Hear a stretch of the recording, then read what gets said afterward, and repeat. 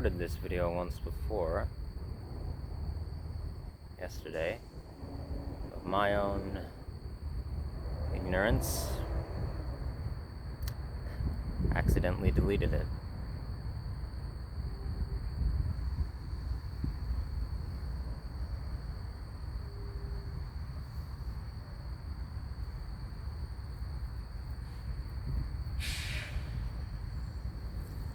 So I'll just repeat pretty much everything that I said in it.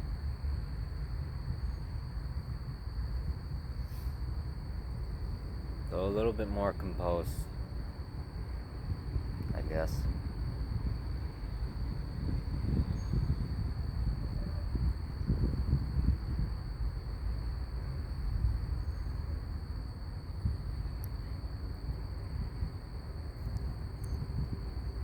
For any kids who see this, younger than, well, my age,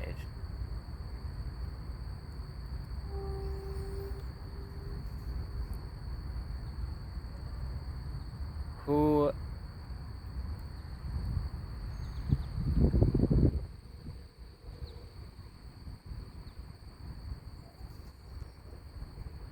are starting the process of becoming disillusioned to the world around them and seeing the horrors of their reality for truly the first time, to where they are aware of the corruption around them.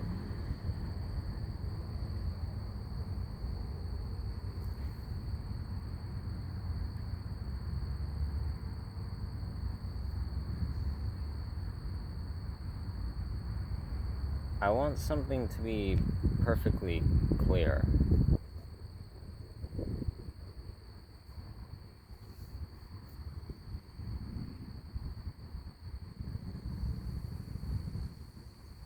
The world, in terms of our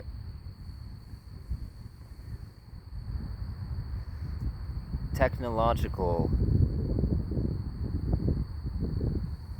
tools, in terms of digital platforms, social media sites, or telephone communications, nationally and internationally.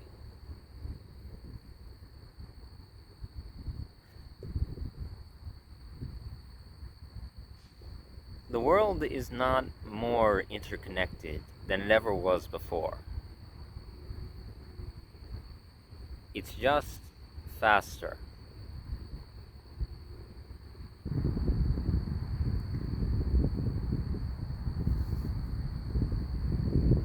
It's just been hyper sped up in terms of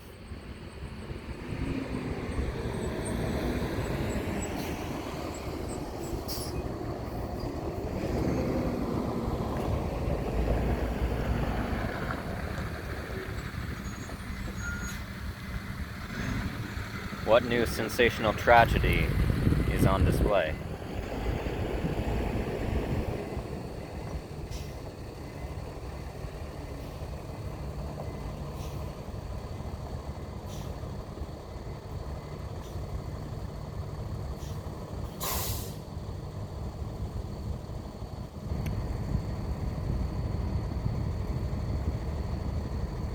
In the video, the original footage I had for this, I was crying.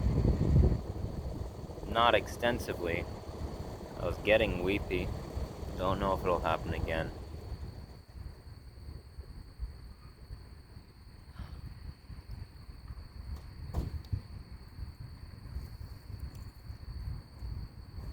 But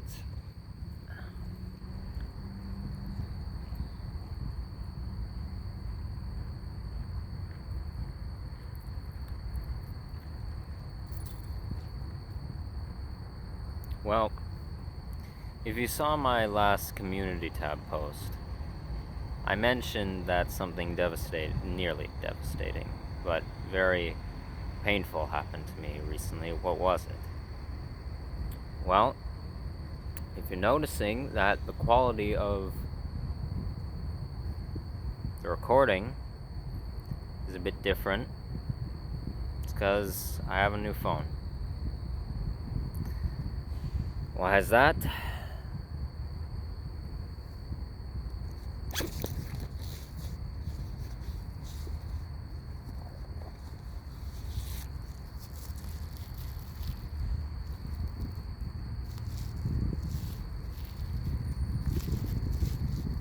Because my old one was destroyed.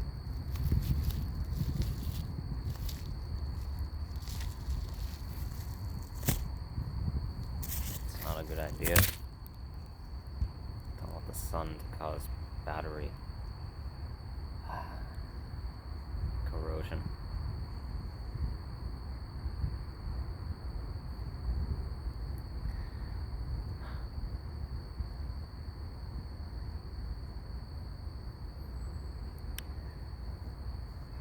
So what happened?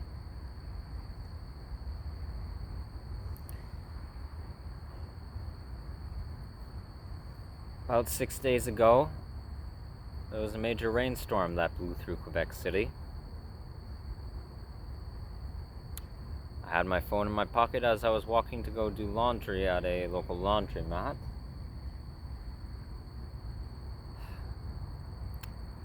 And my old device had withstood, as you clearly will have seen in prior footage on the channel.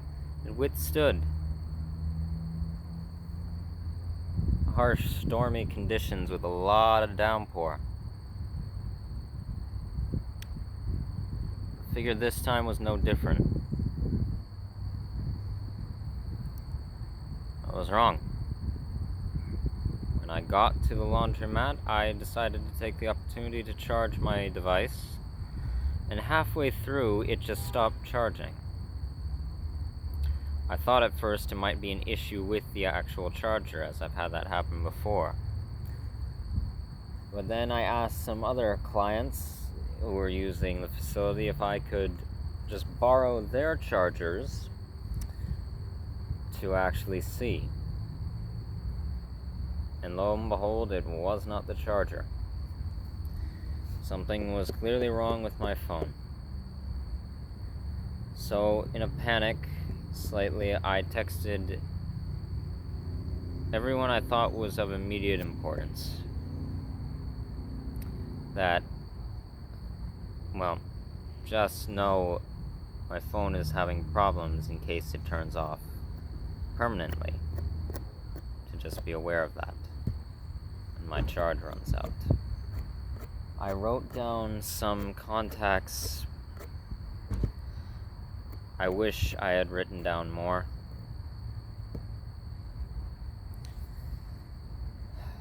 My phone lasted all the way through the night. Got down to 3% when I was back at my campsite. And then it shut off permanently.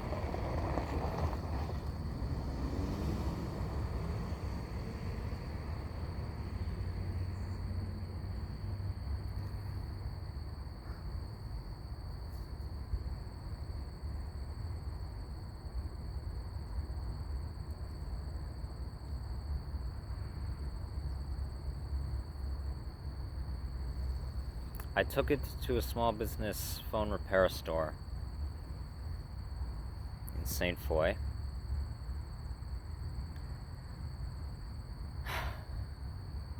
Because I was hoping that it would be a fixable issue.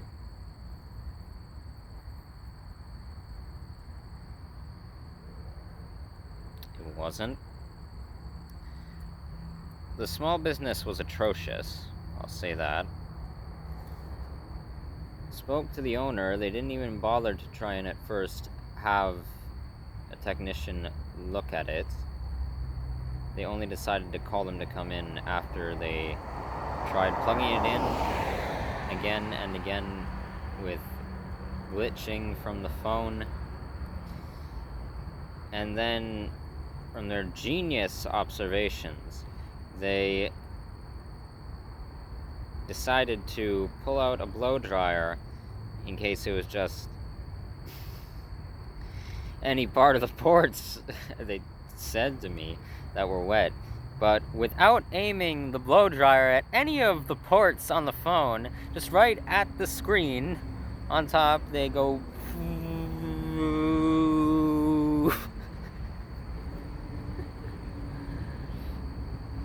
and I was sitting there annoyed. I eventually asked them, would it be possible for you to, run an internal diagnostic on the device? Which they hadn't even offered up the suggestion of, to see about damage to the innards of the phone. And so eventually they decided to call their technician, who, with my consent, opened it up, but that would possibly be running the risk of just having the phone be inoperational if they did so, which it ended up being so. So I left the store. I bawled my eyes out, crying, finally crying, extensively, in a park, and I'll explain more on why momentarily.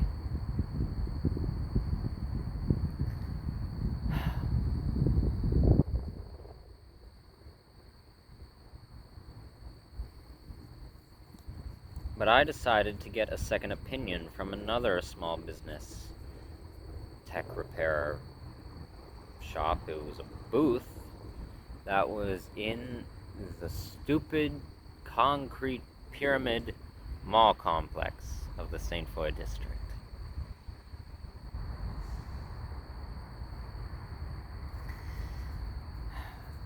So, which they were incredible technicians at what they did, and actually compassionate. The other individuals had no sympathy for my situation, overly blunt and direct, very self-absorbed,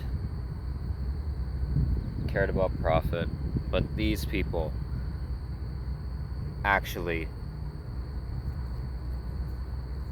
were compassionate enough with what they, from my brief interaction with them, they listened to what I told them, to what happened. They ran an internal diagnostic, but it was ultimately the same. The motherboard was completely damaged with water, so there wasn't going to be any turning it back on. So, with the finance I had, I decided to buy a new phone there. They offered it to me for a very low price for the phone I have now. It was only $172, which is cheap for smartphones.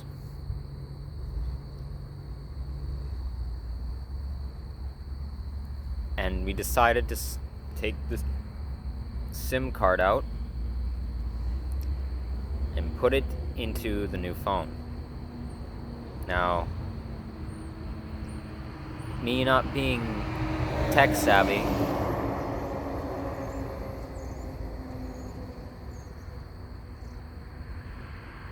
I had no idea that you could save information to the SIM card on a phone. And I'm not going to one as well, because that's most likely going to take up storage. If it doesn't, then somebody inform me.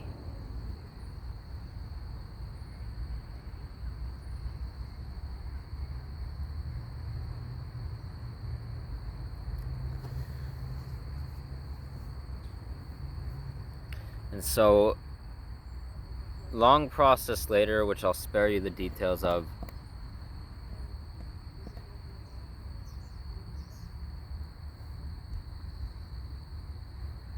most of my contacts were lost, and still are. And certain people, if they don't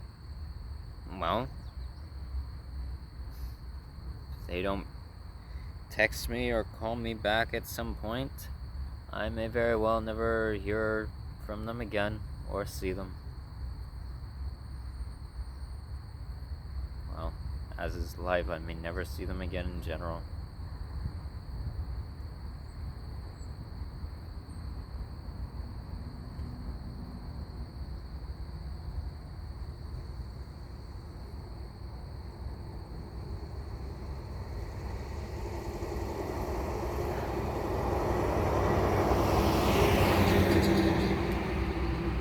I lost access to my emails, to banking accounts, to my YouTube channel. I was very worried about that. And everything in my camera roll, footage I had gathered for the next video to upload to here, and a porno video for makelovenotporn.com that I was working on, that was my most ambitious little project in regards to pornographic content that I've done so far. Gone. And everything in my notes app, my theories, save stock photography, other writings, gone.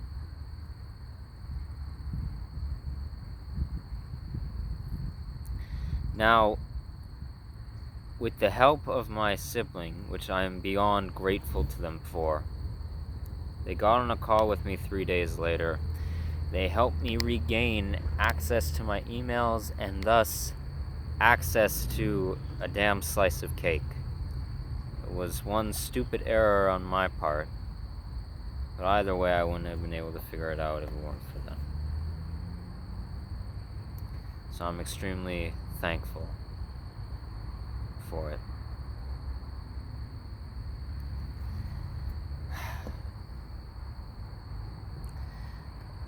And then I regained access to my MLNP account.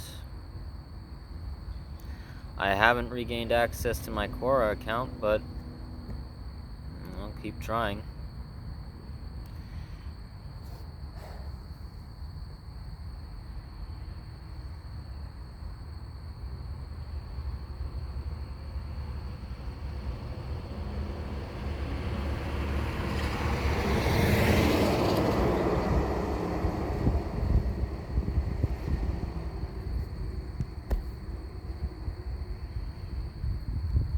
So I've begun the slow process of recovering all my information that was lost.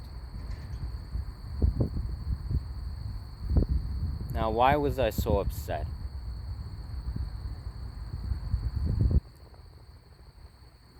I was not upset because of the fact that I no longer had a device momentarily.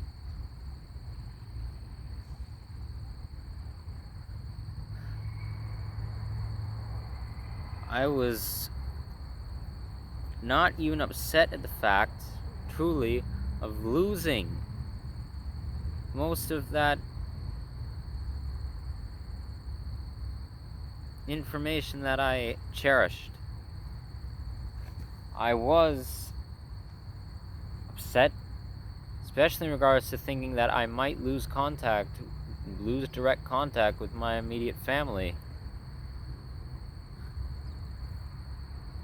Unwillingly, this time. Right as our relationship was just in the prime of healing, of us having rekindled connection. Thankfully, I'm still in contact directly. I have their emails.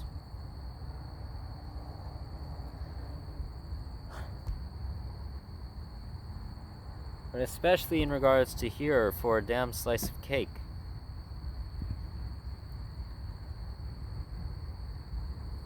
I was not just upset that I had lost.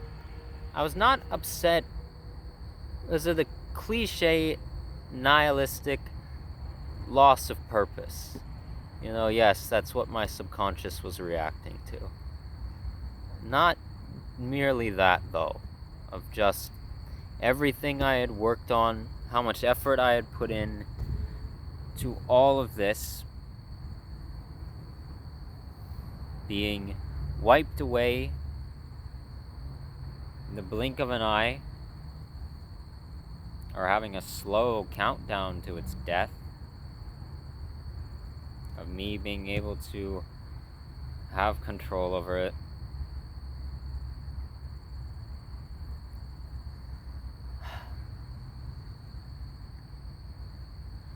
But because when my device broke, I realized something.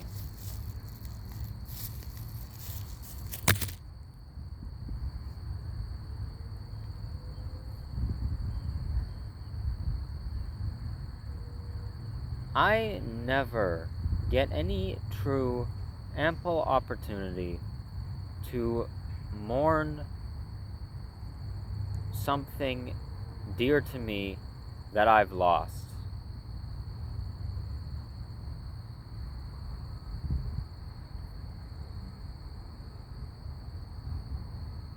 I don't get the chance to really just be sad,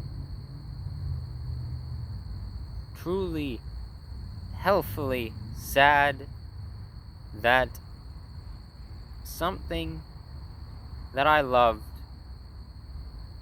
is destroyed, or it's disappeared.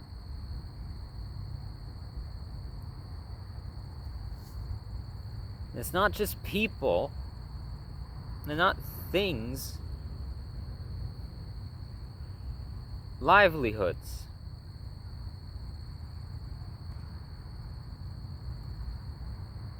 Aspects of my life that have come and gone without my consent.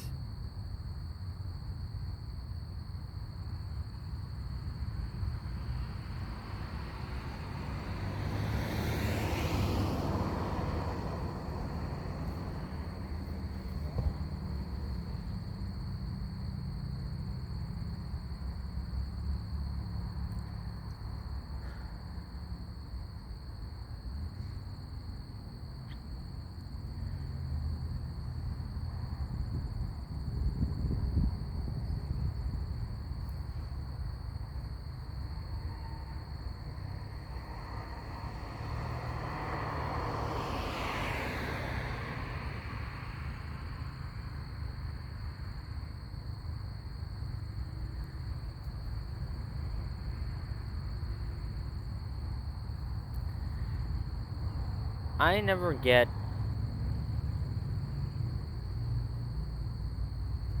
duly needed time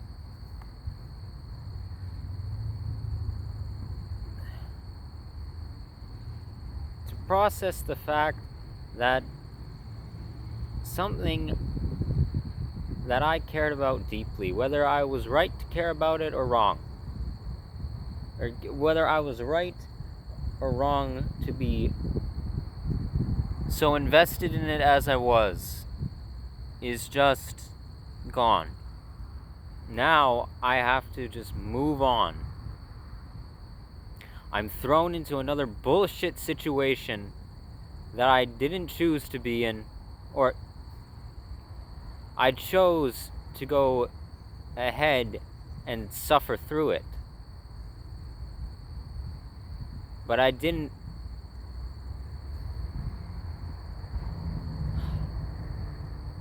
That I had no other option but to proceed with if I wanted to so much as survive.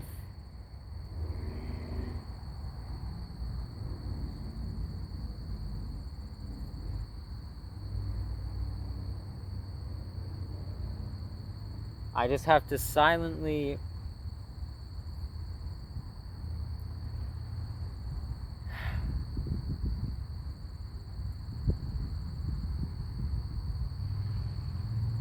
be saddened whilst trying to push ahead.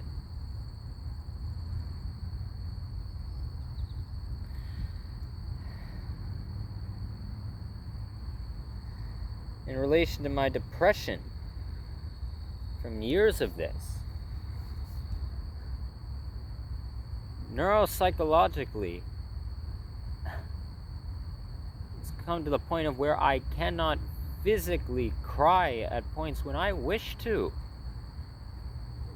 That is exactly what depression does. It damages. It neurophysiologically damages nerve fibers, that the control function of tear ducts, releasing of tears, from correlation to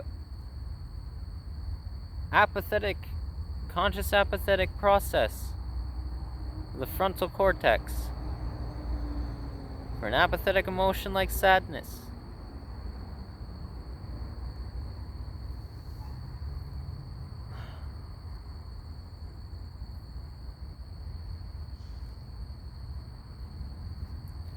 It takes so much to get me to truly cry. That's in combination of depression and intelligence. And that's the downside of intellect.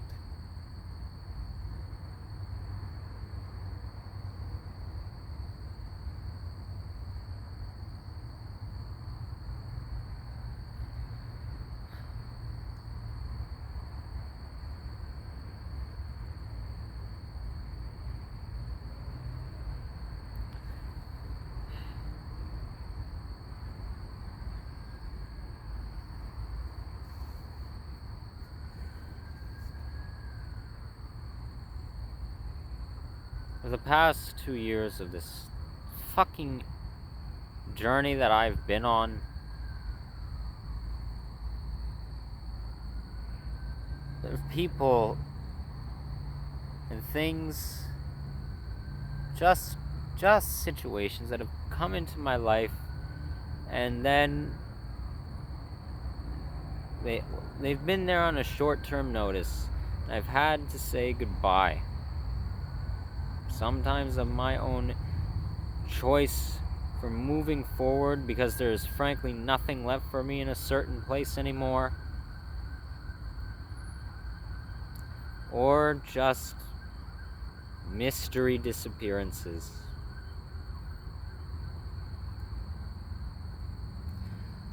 I gained someone's number, I tried texting them, staying in contact. I damn well try staying in contact. And then I'm ghosted, it seems. Or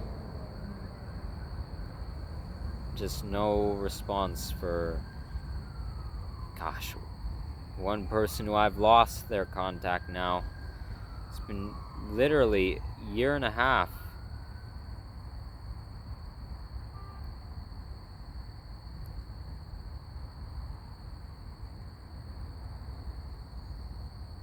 There's so many desperate attempts to stay in contact. Or physically moving. It's just another unsolicited goodbye.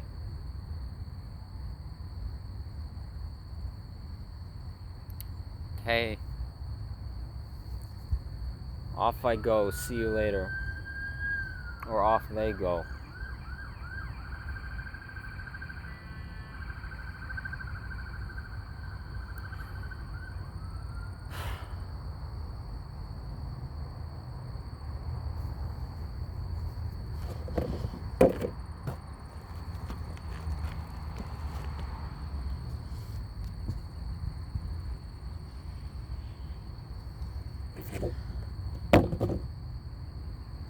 Got some food here from a food drive in the area,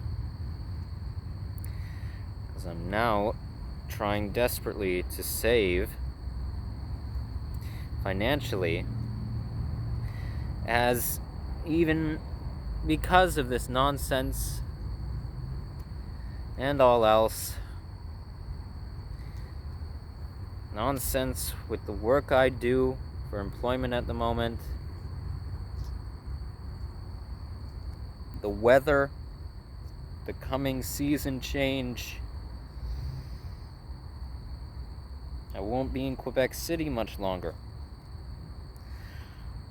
I thought I'd do a bit longer of an exploration series. That's not happening anymore.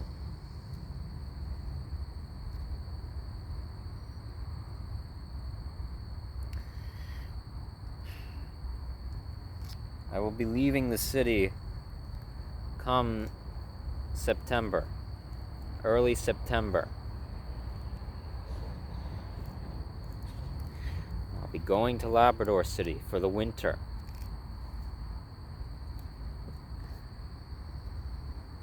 It's probably only going to be maybe 3 parts more of the exploration series, maybe 2.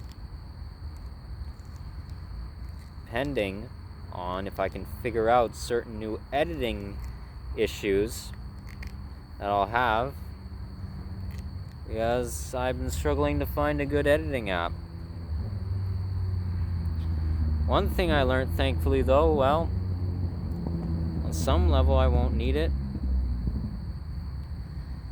because one little bit of praise, one bit of relief, this phone's camera can keep recording without splicing up the footage. Record for an hour straight without doing so. Like my other one. The other one did it because it couldn't keep up with the storage files for him. Well, this one can.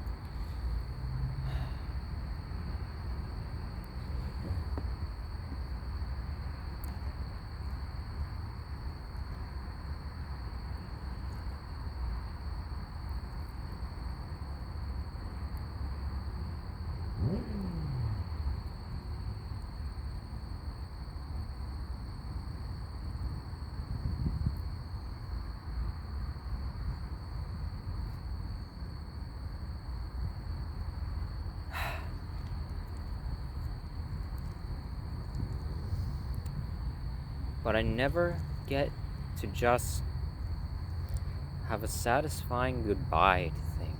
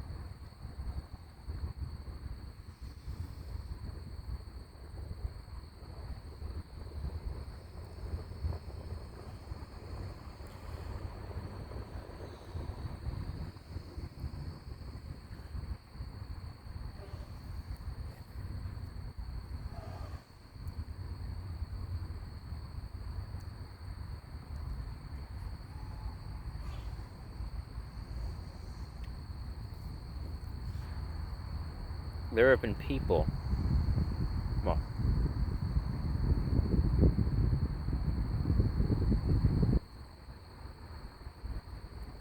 oh yeah, there have been people I have met along my travels who, the few that they were, I could have dropped everything, spent the rest of my life with them, where they were.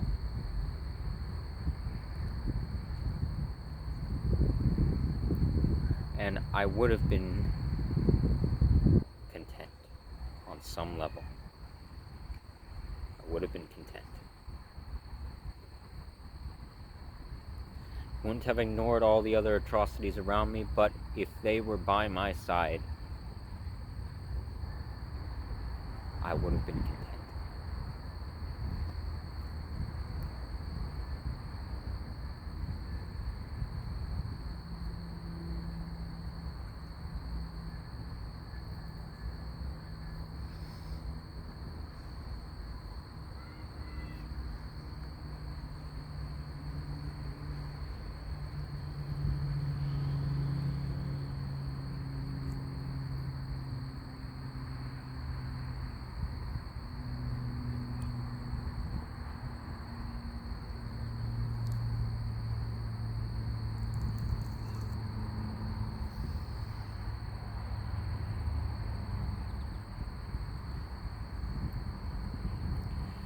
Especially so for the person I fell in love with, V.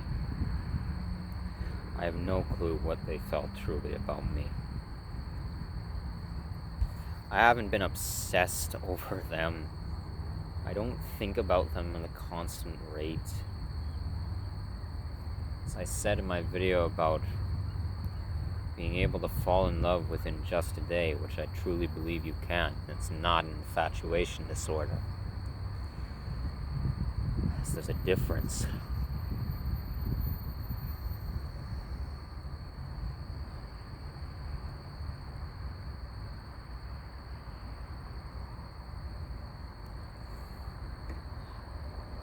They're another contact that I lost.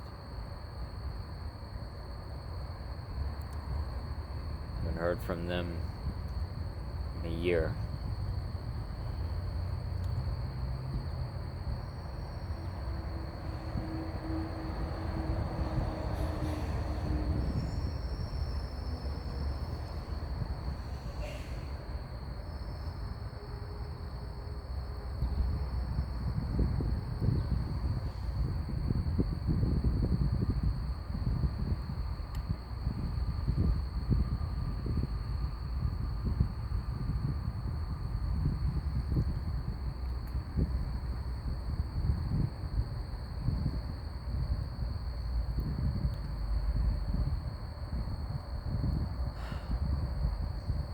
I just wish I knew what happened.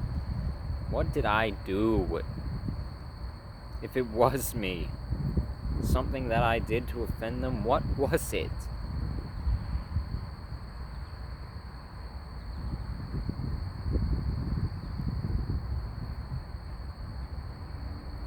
I never found out.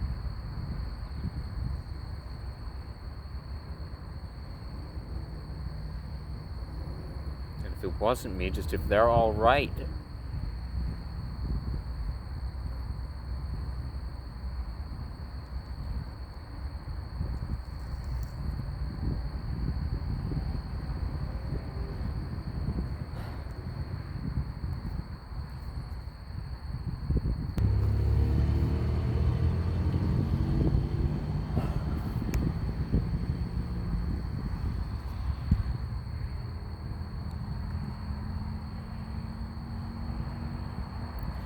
But you know what?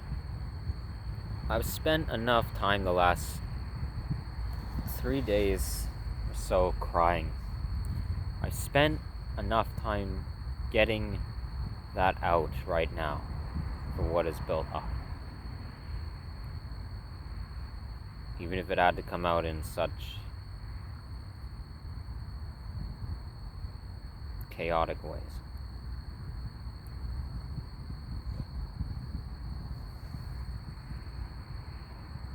What losing my original phone did, though, other than teach me of how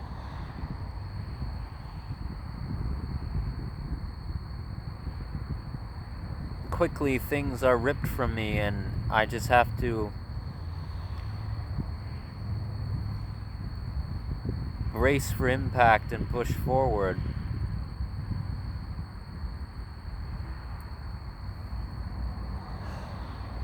But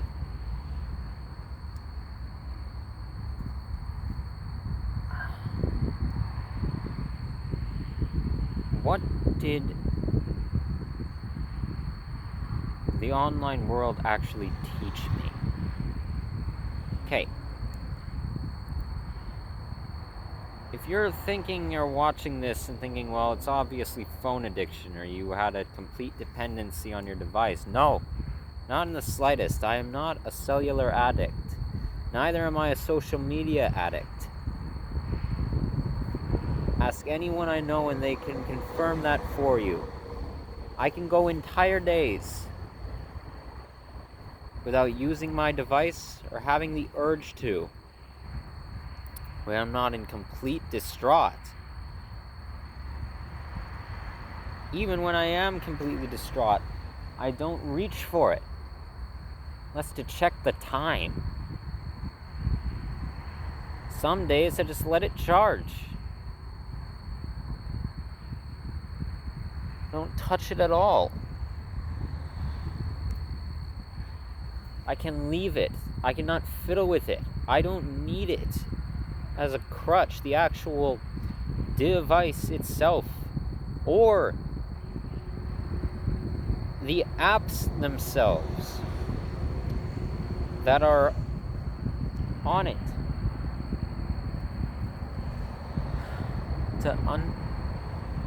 to be able to function in my environments. I don't need it for instant gratification, for a dopaminergic uptick. I don't need it. One, I have sugar for that.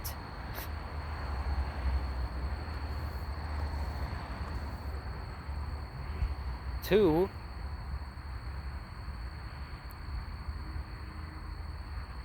I've only used the longest time my device as a tool for gaining information, as it ought to be used for an amount of connectivity between people, as a tool, not as the connection itself.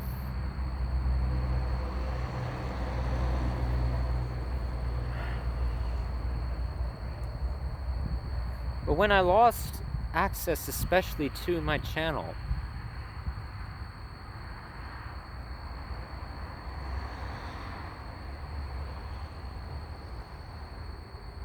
okay,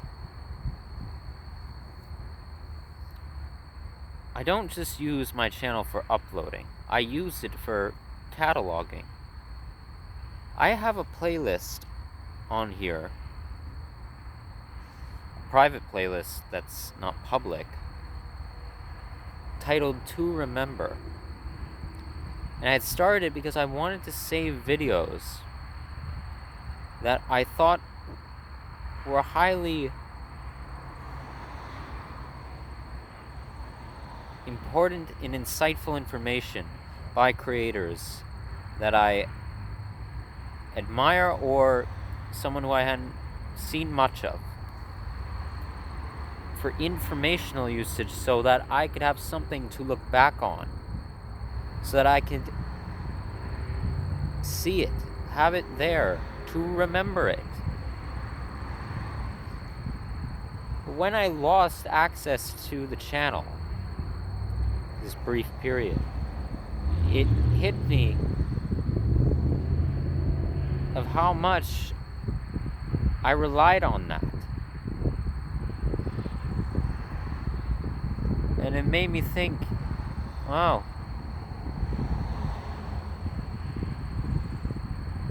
that's gone. It's again gone in the blink of an eye. But two, Huh, what do I do now? There's a learning curve from the pain. It made me think, okay, what of that content did I actually continuously go back to?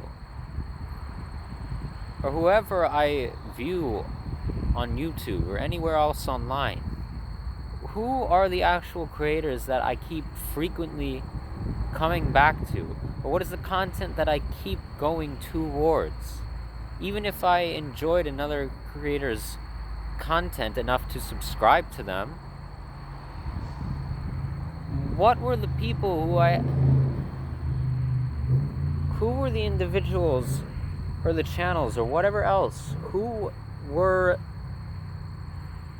the people that I actually kept going back to for information?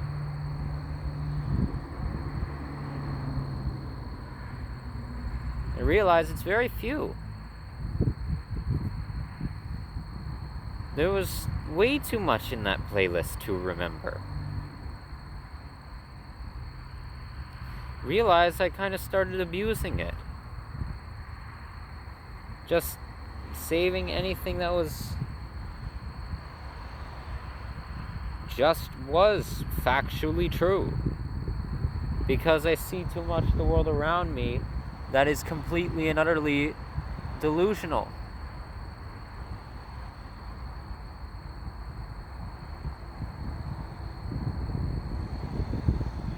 As I guess just subconsciously as a reminder.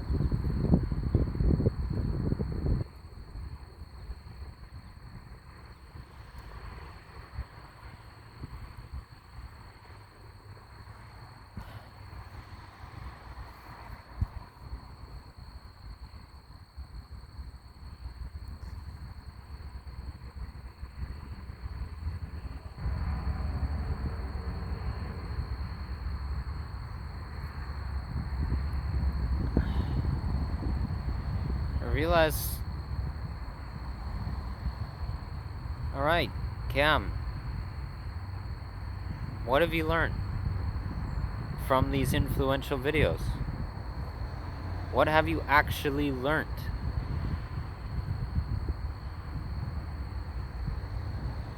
That's something that so much of my fucking generation, I don't want this to sound ageist, it's in this contamination. It comes in all different forms for all the other corrupt individuals that have lived throughout every generation, who are traumatized beyond belief by their settings. But I'm speaking to Gen Z with this.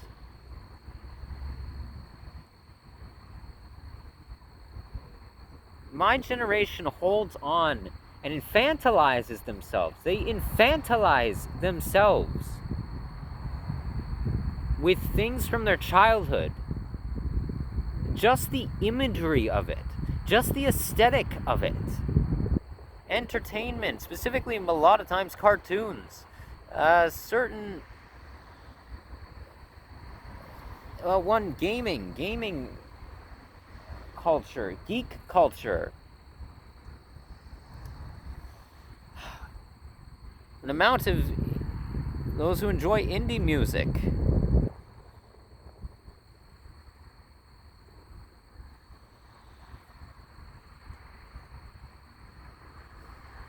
Or even corporate pop music. Poorly produced nonsense that it is. Whatever it may be, they infantilize themselves. Whereas the older generations were traumatized into...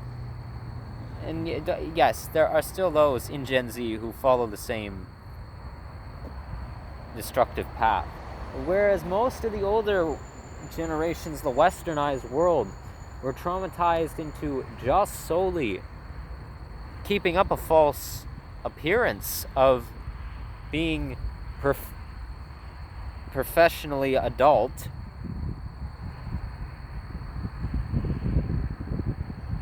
adhering to the massacres of capitalism,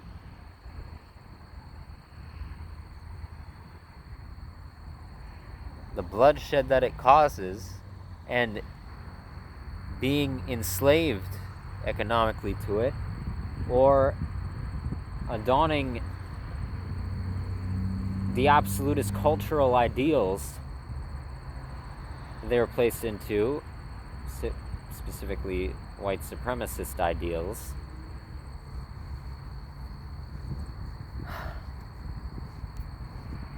Whereas they had to keep all that up, or pretended to keep all that up, in a histrionic appeal, religiously as well, yada yada yada, all the rest. My generation retreats backwards into self-absolvement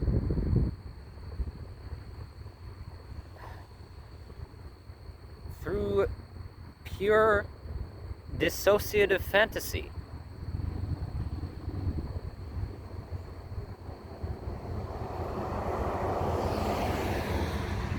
Like, specifically on here, I've seen... There's an entire catalog. It's a catalog. Or not... It's a category. It's an entire category, genre of content creation on YouTube now.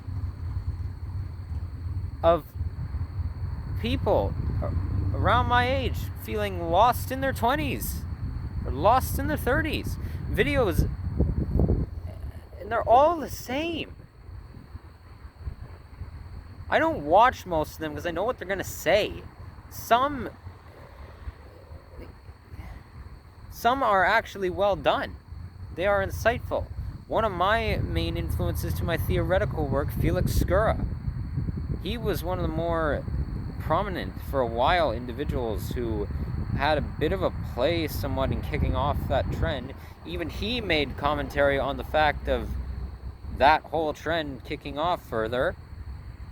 He deleted most of his original content, actually. Seeming going through self-reflection and changing ideals of his he originally had on what he had shared. But, it's always someone lost in their 20s, lost in their 30s, whatever else. Some even lost in their 40s. It's always titled something vaguely the same. It's always a minimum wage worker for some mega corporate to moderate corporate chain sitting in their vehicle. They have a car, or sitting in some car with the camera positioned on the dashboard or hooked to the roof of the car, whatever one, wearing typical North American, most of it comes from North America. There's a handful that come from Europe and Australia, and an amount even as well that come from Brazil, I've seen.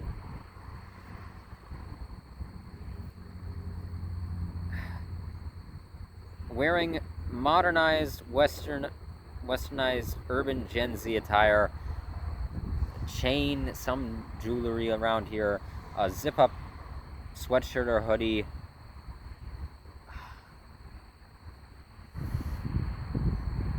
a cap of some kind maybe,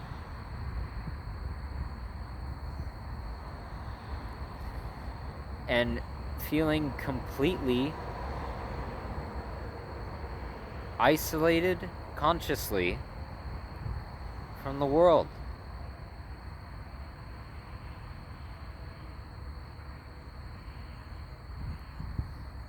Feeling like everything that they'd built around themselves, the path they had tried to go down in their life for all their teen years and early 20s, was a waste. That was all pointless, and it's now become stagnant. I'll tell you why, and I'm not surprised. No shit, all of you feel lost in your mid to late 20s. You want to know why? Because the systematic forces that you were following initially in the society around you that you thought, even if you thought, even more observation of thinking that, yeah, I know it's deplorable, I know it's corrupt, but it's just the pragmatic method of getting some better living situation for supposed success. So I'll just follow step 1, 2, and 3, and then I'll be done. The systematic forces that you followed were not meant to help you do that. They were meant to make you stagnate. They were meant to destroy you. Meant to make some of you commit suicide. The rest of you that slugged on through the internalized depression and dissociation and whatever personality disorders you sustained,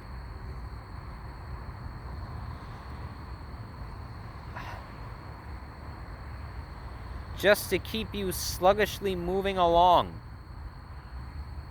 abiding by said system so that it keeps a hierarchic operation of elites, of varied demographics, not just class, though that's the most influential one.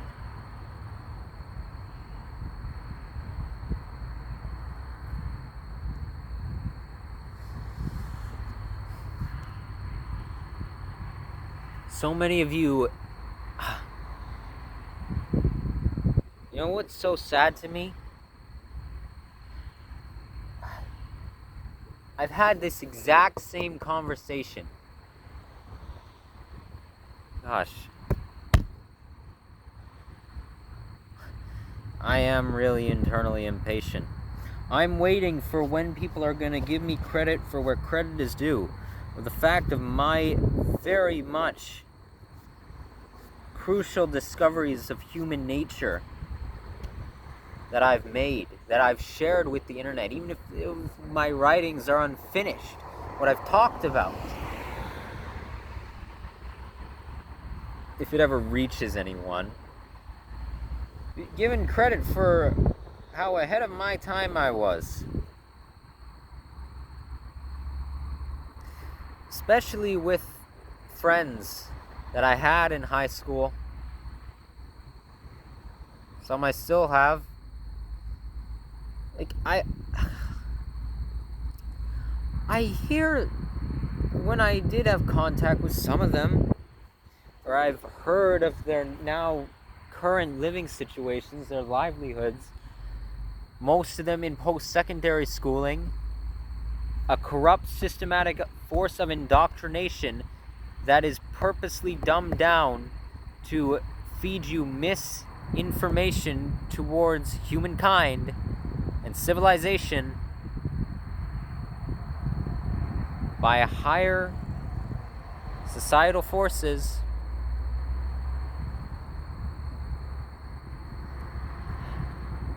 I know what fate waits for them.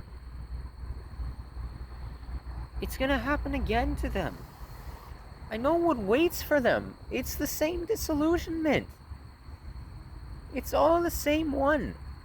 It's just gonna be the same stagnation.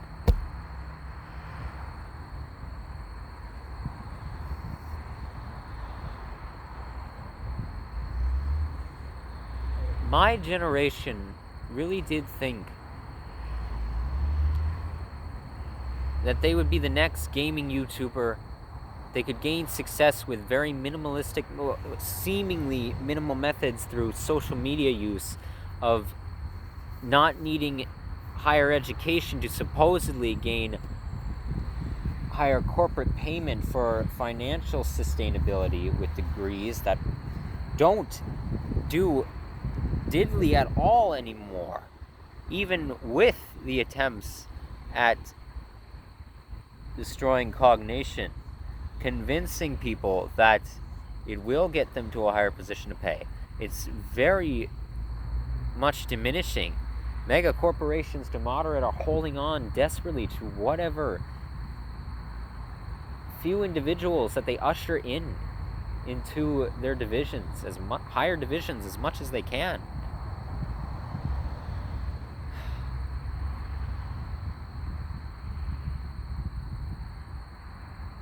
Because one, through their mistakes of performative activism building up over the years, they know of the more socialistic attitudes, more left-leaning attitudes of the younger generations, even if, well, for ones that are far left and reactionary, the fewer that are, or that have some amount of more leftist political ideals, they know that there will be a higher demand of pay. They know of coming mutinies.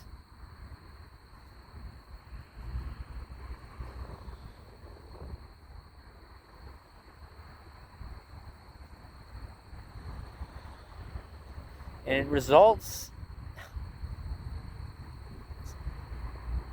My generation thought they could be the online content creators. They thought they could make their wildest dreams come true through the internet.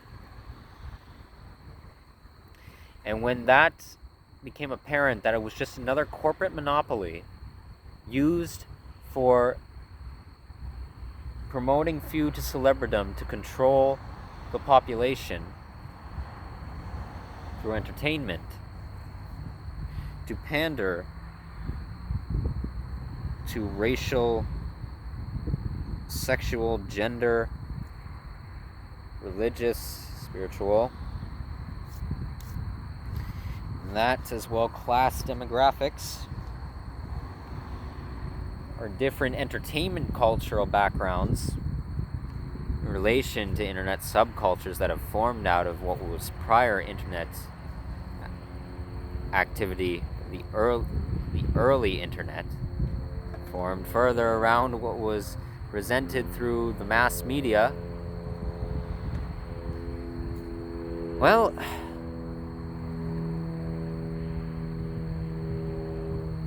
it's resulted in more trauma. It's resulted in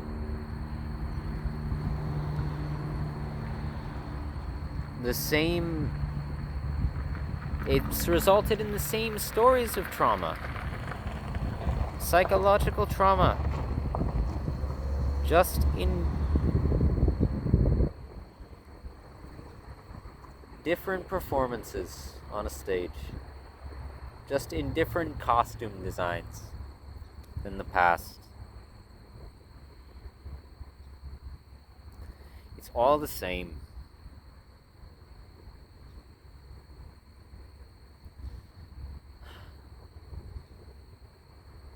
Intellectuals have a very specific trait of being able to look back through history, research even just a little bit, doing a little bit of further digging into the past of human cultures, to just to see the repeated mistakes, to just see how they manifest again from people who don't learn, from people who were fed lies.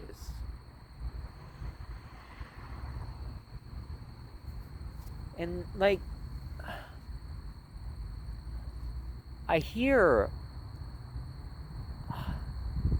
like, it's like I can almost, from my psychoanalytic abilities, I can almost like predict. No, you know what? I can predict what people are just going to tell me. What if I meet a specific person? I gain an understanding of their personality. I gain an understanding of their moral values. I gain an understanding of what they've experienced, who they are. If I know them enough and they're not a complex person, they're not intelligent, which most people aren't. Said this all before. I know what they're gonna tell me. It doesn't matter what different words they use. I can just, you know what, I should just like write a script, especially for when I face ageism. I'd love to do that to any adults. I just like, okay, whatever you're gonna tell me, like, you know what, here's a script. Here's a script for you. You read it off. Is that what you're gonna say to me in essence? You're gonna go something like this? Oh, yeah, I used to think I could make a difference in the world when I was younger. I used to think that fucking money grew on trees. I used to think that the world was a happy place. Whatever. Stop trying to change the world, kids. Stop trying to, like, be the best at everything with whatever you're trying to. Just write a script. Yeah, read it off. Let me hear all the same shit I've heard 1,000 times before from idiots who contradict themselves on a surface level. And oh, that's another fucking thing. My generation, in regards to the whole subcategory of feeling completely depressed and lost at my age range on the internet, everyone is so obsessed with the innate contradictions of life that they've discovered. It's always so obsessed with it. And I understand. I know.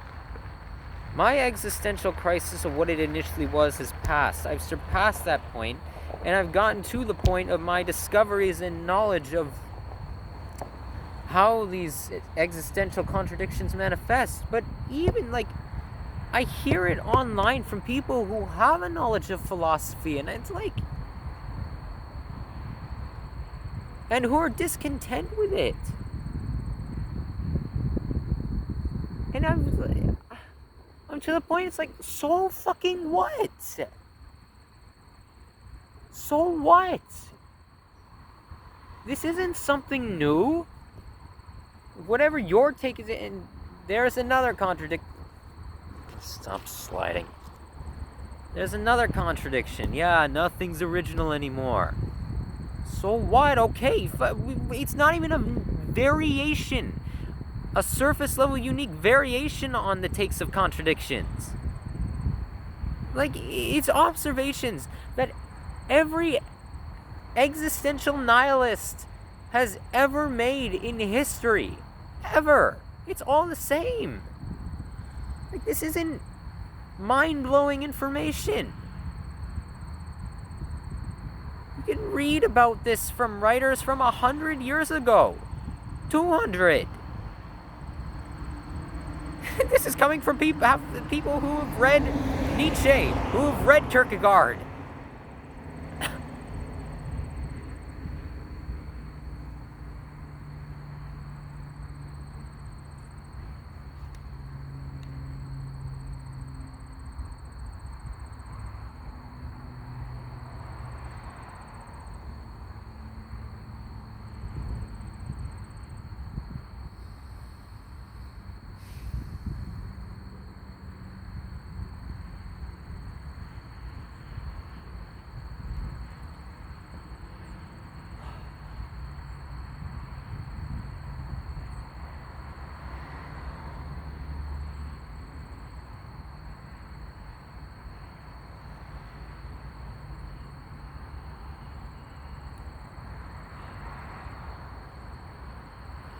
So life's contradicting.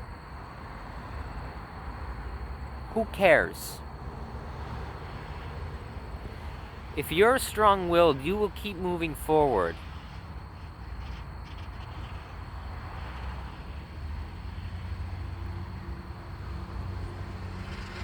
To me, there's a certain, me being the sexual empath that I am, there's a certain arousing bravery to being able to introspect and exist and assign needed terminology to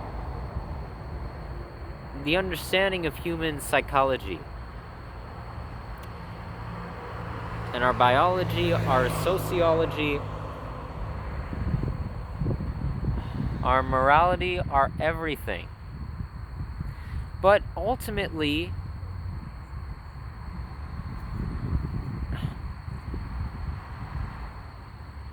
this is what I believe. There are absolute truths in the universe. There are absolute truths to our perceptions. We all just have different ways of conceptualizing them. Things are not relative. They aren't. They so clearly aren't. It doesn't matter if fucking how our thought process form. It doesn't matter if people have thoughts that are relative to them. How those thoughts form is clearly not relative.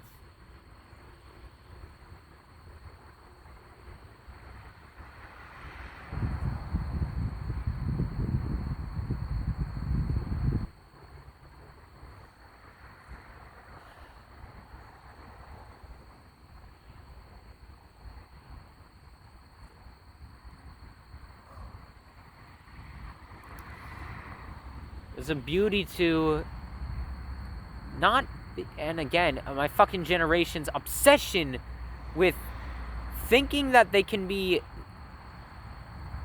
satisfied in loneliness, in going forth into inducing conscious aloneness, isolating themselves. You're gonna end in a sore road there.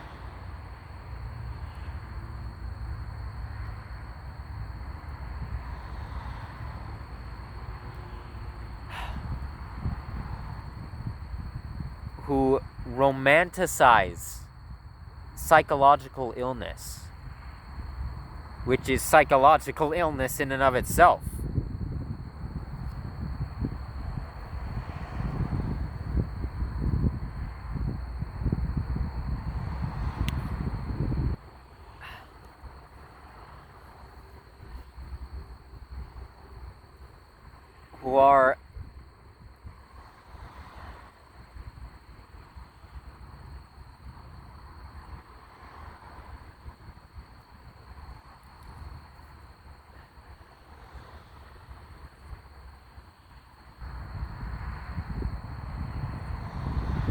Who are obsessed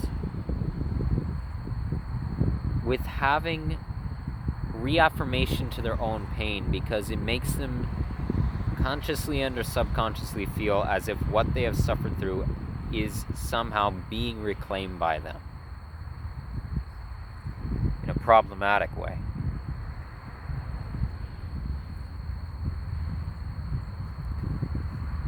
There's a beauty to people who are able to exist without ever fully knowing their own nature. Not being an unethical, horrible human being and doing whatever the heck they want, but people who are able to form some sort of who innately, everyone does, form a cognitive structure to their functions, to their psychological functions. Structuralism is innate to human cognition. But people who are able to introspect, find reason in the world, but know that ultimately every idea I've crafted around trying to understand something, I don't want it to sound like everything is just a social construct. But, well, yeah, everything is a social construct that we make from our perception of the physical world around us, how the environment influences our mentalities. We construct a notion around the physical.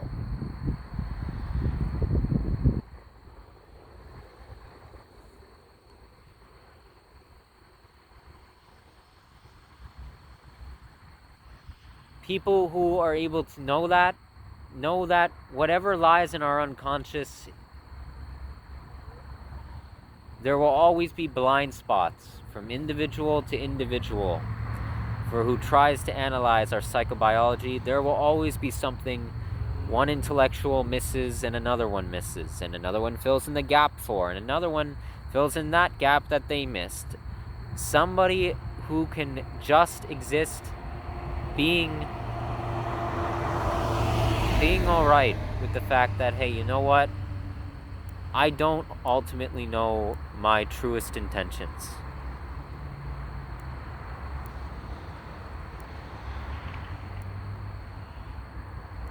And neither does anyone else.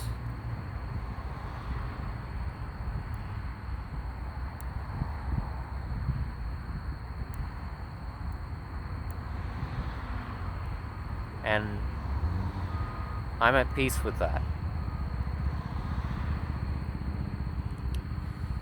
Being at peace with not being so narcissistic and not having to be so certain of everything.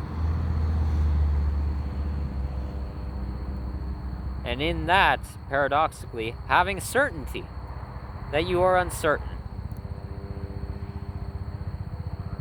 Being confident in that.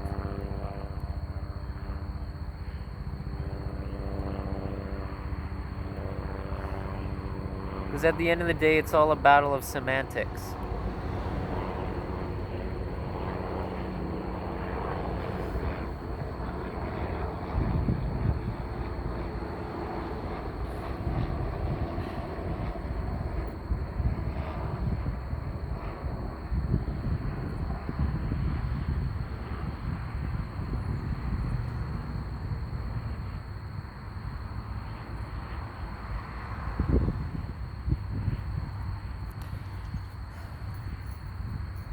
So what's my message with this video?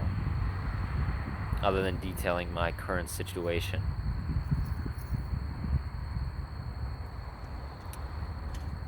Gen Z. Anyone who knows they are addicted to their device, to emotional absolvement through destructive parasocial relations. Not trans parasocial relations. If people actually functioned in those, there would be some benefit to the internet, but that's almost non-existent. Who are neurologically manipulated by the platform corporations with the purposely addictive-inducing layouts of the modern platforms to be enticing to your striatum. Enticing to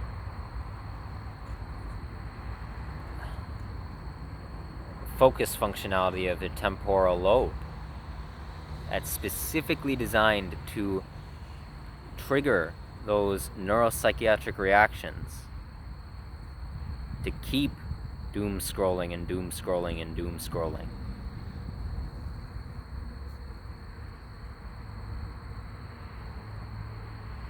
Have days where you let your phone, whilst you're using it, just die. I don't mean like what happened to me, where it breaks. It doesn't need to be that extreme. I don't mean delete social media. I don't mean try desperately to escape the usage of technology, which you should be mitigating problematic usage. It is immoral to just feed into it.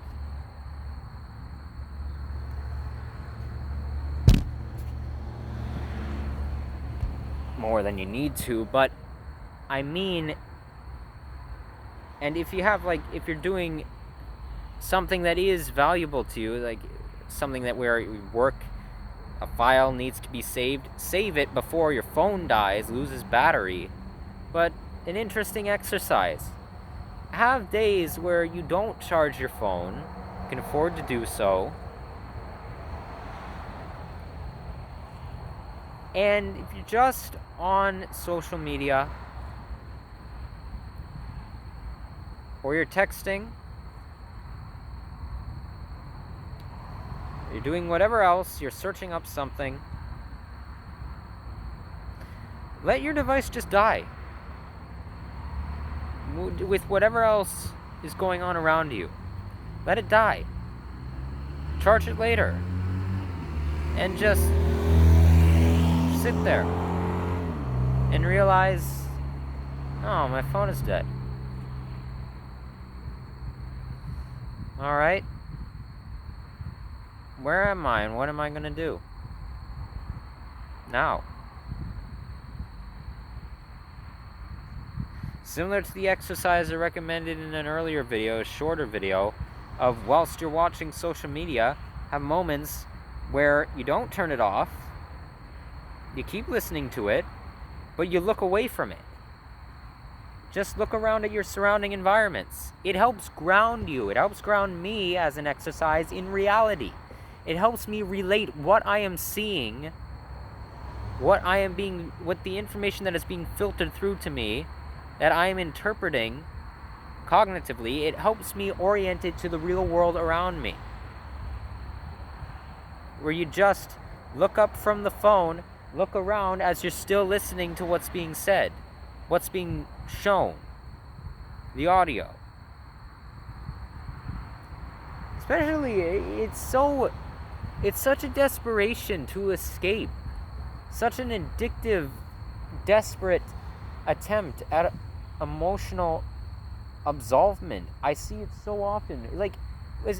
It baffles me that people need to look at their phones with their earbuds in, or their AirPods, which are poorly produced garbage. That's another overly manufactured, unnecessary device. You did not need to update to having no cord. We did not need to update to chargers that are fucking circles that you plug into the wall and you just set your phone down on, and it charges. It has actual technology where it can charge your phone through the indirect connection, not with the port. We didn't need that. It's overproduced. It's destroying the environment.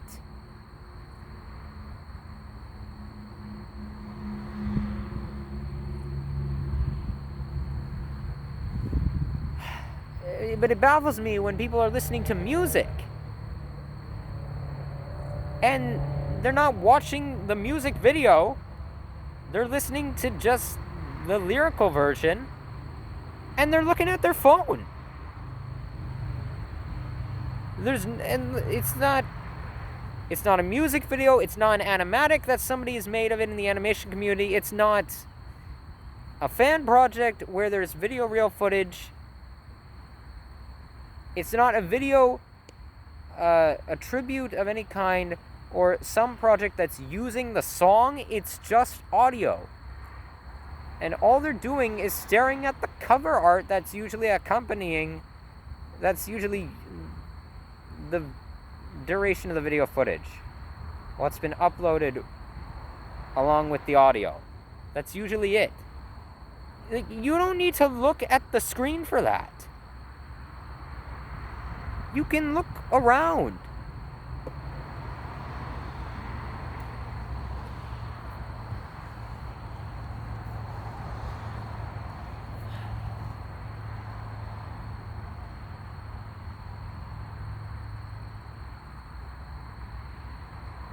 So just have days where you let your phone die.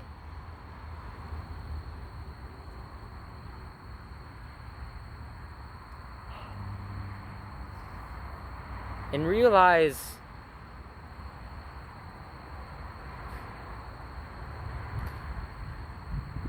you're ruining your own lives by abiding by the corruption of the world, by not going against it. YouTube, for you, I know for a fact that you're shadow banning me. It's not hard for someone like me to figure it out, and you know that. I know you are purposely shadow banning me. Because you know that my ideas could be very dangerous for you. Or any of your other corporate elitist friends.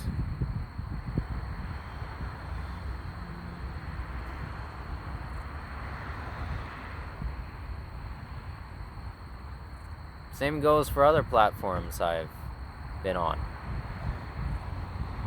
And you know how I know that for you, YouTube? It's because my content is oriented in some regard, from even just so much as titling, has had reminiscence of doomerism, or more feeding into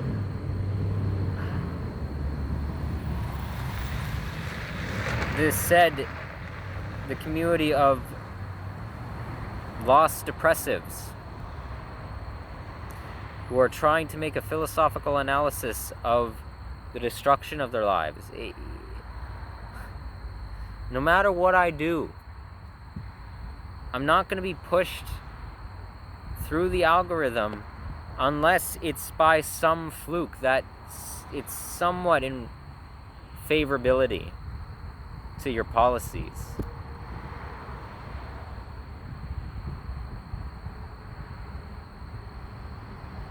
Because what I'm doing in some regard is, on a surface level, unique.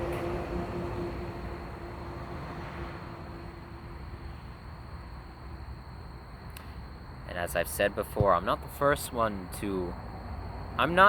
nomad to ever exist. The world is innately nomadic of human lives.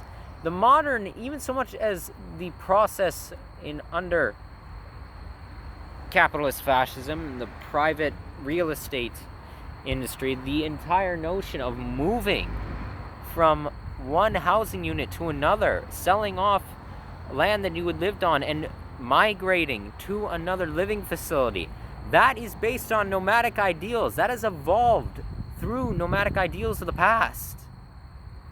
It's never died.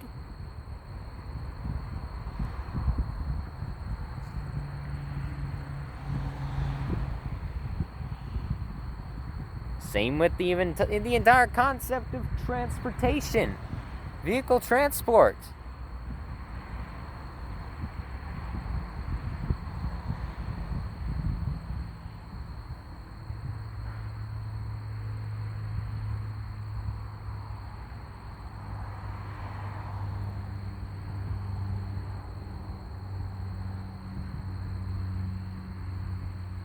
You know I'm a threat to you. Good. I'll continue to be. You're not gonna ever make me stop. I could get 0 views. I'll keep doing this. If my channel gets deleted or if I lose access for good, I'll make another one. I'll make another channel. As I've done before when I lost access to Pornhub, I couldn't upload there anymore. I'll make another channel. And I'll make another one. And another one after that. And another one after that. Or I won't make them anymore. And I'll still keep going.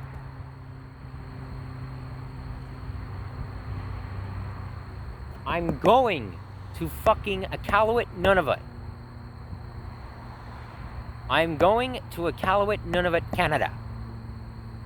I am not stopping until I get there. Or until I die trying. So here's for my travel plans. Because of all the nonsense that's occurred, because of issues with my work, my employment, well, I will state again, my employers currently, they're the best bosses I've ever had. They are compassionate, despite me being very hurt by something they said to me recently, from my own fault of being in a depressive state, distraught, mentally fatigued, disorganized, my own fault, which I admitted it was my own friggin' fault, and they apologized to me for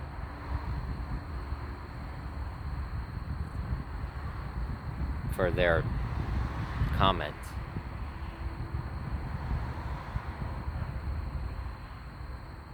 they're still the best employers I've ever had. My coworkers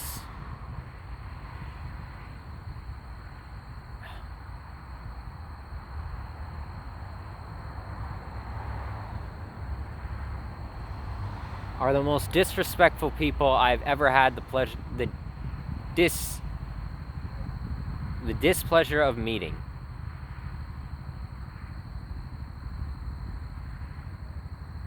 I prefer the landlord of a rural village in Quebec who throttled me by my collar as company compared to these people. The amount of pettiness, superficiality, nonsense that I have been subjected to with these fuckers has made me want to explode verbally at them. I told one of them how I felt, how manipulative they were. Thankfully, they're gone now. I don't wish them ill. I hope that they will have a stable enough finance in the future. I hope they will have a stable enough living situation with whatever prospects they have next, but I will not deny that I am glad that they are gone.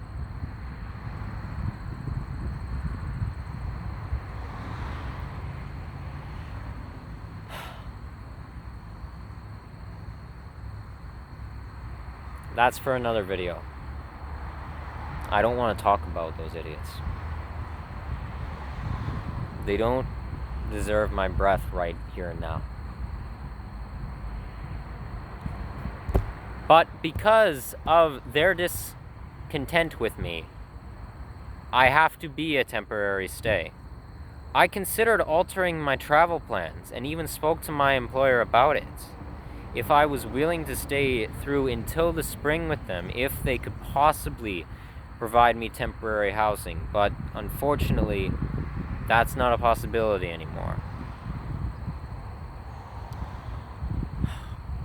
My finances are struggling.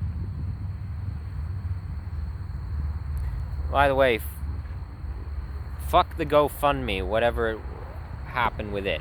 I was having problems with access even before my phone was destroyed. I'm not even going to bother getting into it. So nobody go donate to it. I'm not opening it. The GoFundMe, nothing happened with it. Never posted a link to it. I'd still probably find it if it hasn't been taken down. Whatever. Gosh, I got a lot of dirt built up in the pores in my palms. I guess this table.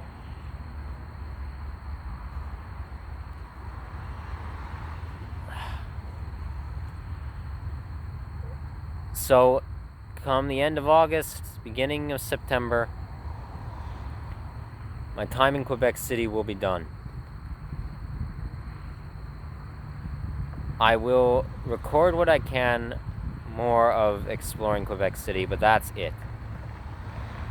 I made more than enough as well exploration. These expectations half I put on myself. I made more than enough to appease and show an actual realistic view of these municipalities. You want to see more of the atrocities of these areas or any of the little social benefit there is? Come here yourself if you have the ability to then. You can come here. I don't need to film it all.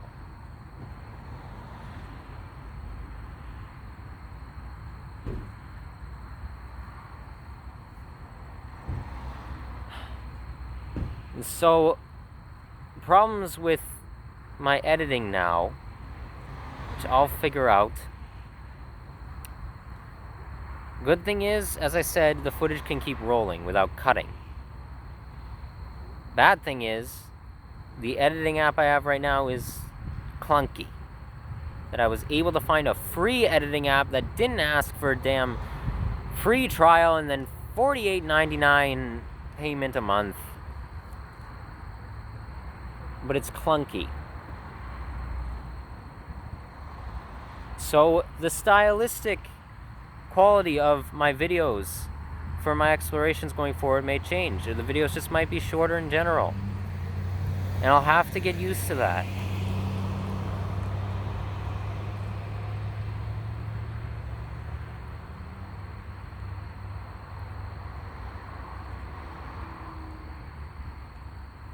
It's another change that I'll get used to. It's not inherently a bad change. It's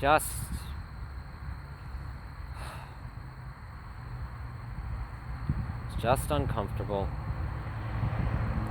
as is life.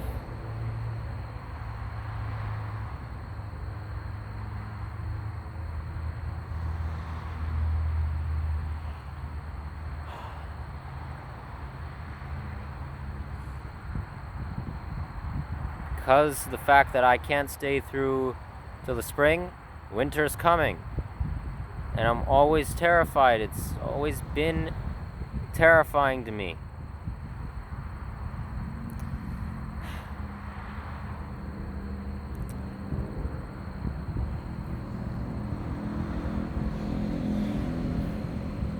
During these travels.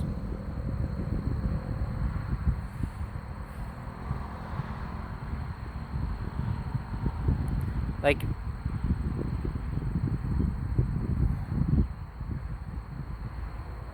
something that I'm so tired of, that I've actively changed and tried to change my own behaviors to this, because it's not morally sound of me. I no longer say the words to anyone who is confiding in me of upset that they have for the reasons they do. I don't say the words, "I'm sorry to hear that," anymore.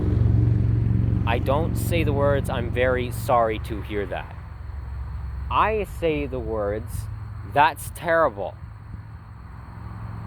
That's horrible. That's awful. That's an abhorrent thing that you experience or that you're having to experience." Because that actually has emotional substance behind it. That actually has impact behind it. And it's truthful. Depending on the person who's confiding in you. And I'm also so tired of hearing the words when I leave a place, or when I put myself, or I have to be put into a potentially dangerous situation for the reasons I do. I'm so tired of the lack of empathy or the just minute, emotionally devoid reaction of just saying, "Good luck," or "Good luck, I guess." Good luck. I hate those fucking words. Good luck. I don't want you to say to me, "Good luck." I want you to say to me, "I hope you're not dead, Cam, after you go through what you go through. I hope you're alive tomorrow. I hope you will survive. I hope that you will be alive to see the next day." I want to hear that.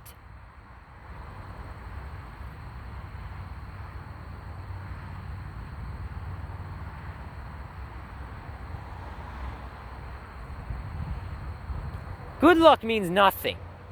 There is no such thing as good luck. There's such a thing as natural synchronicity. There's such a thing as human compassion.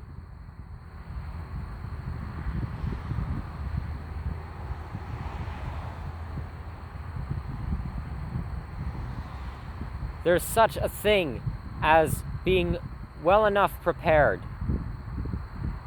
There's such a thing as help.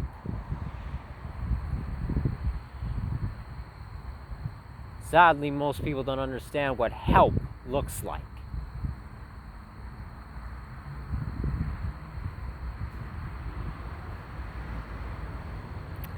But regardless of it all, I know I will be alright. I will be alive. Or if I'm not, I will give it my all until I die.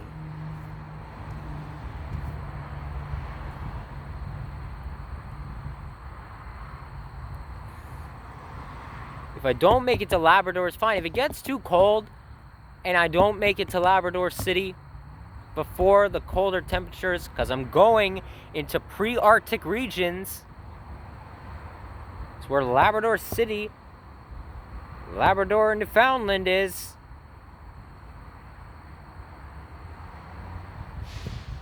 And fine, if I have to alter my travel plans for the winter, I'll settle for Saguenay, Quebec.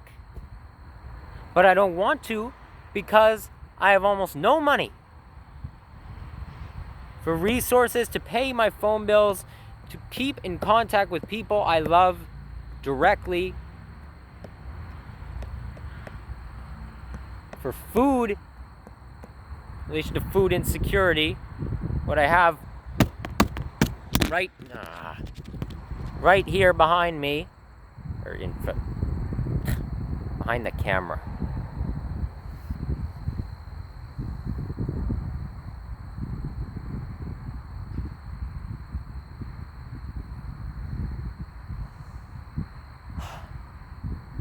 I want to get to Labrador City because the predominant language is English.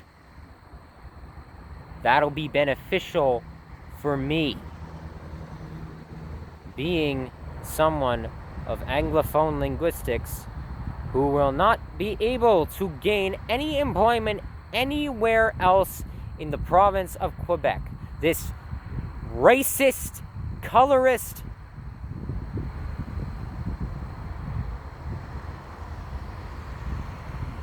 disillusioned fucking province, nationalist, desperately searching for a past that is dead, hoping to come back while playing both sides of an already corrupt governmental and economic system in an already also deplorably racist country. It's just the same as everywhere else in this fucking nation.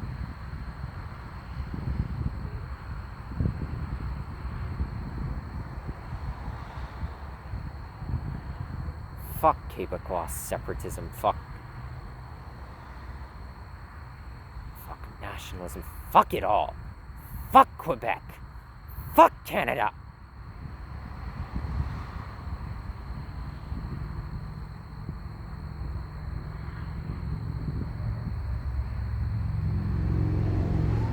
Ideologic cultures may be inevitable.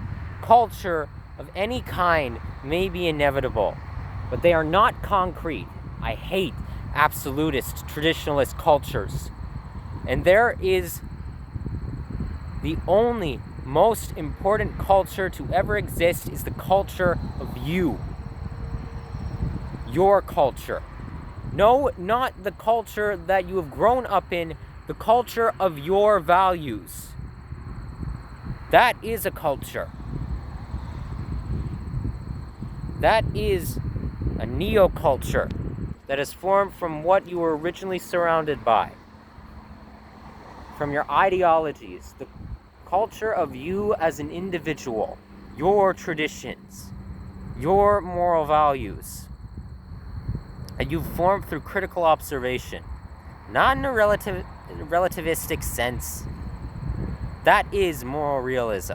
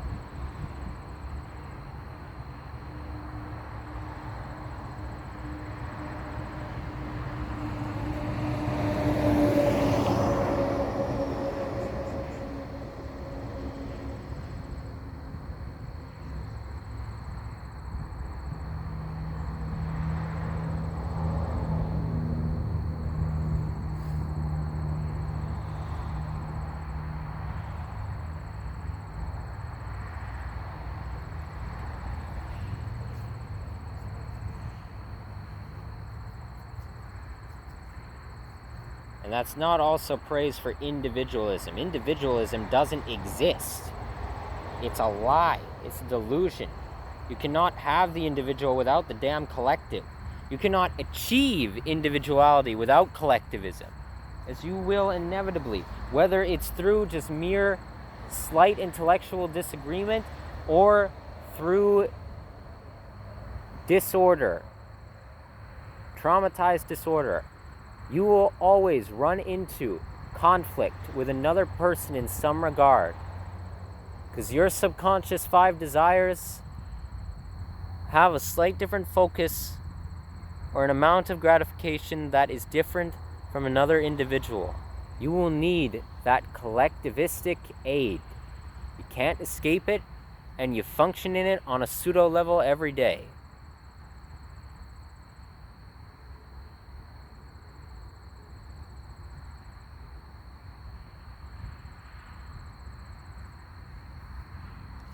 The culture of you is more important than any desperately adhered to practice by a mass group.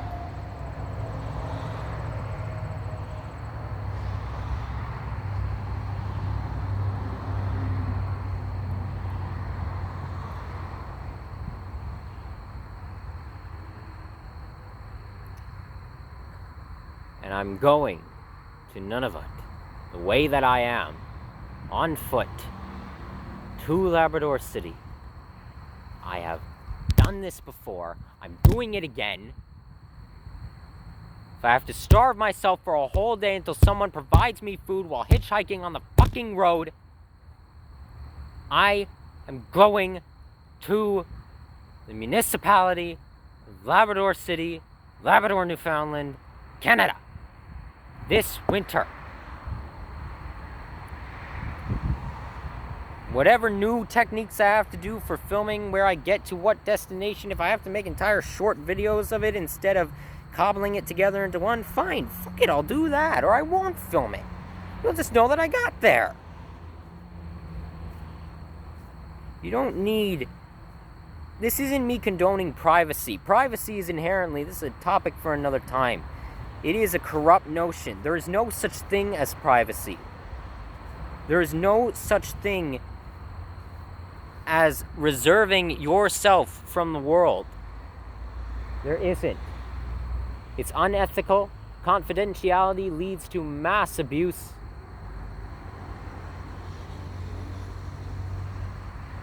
And privacy innately comes from privatized values.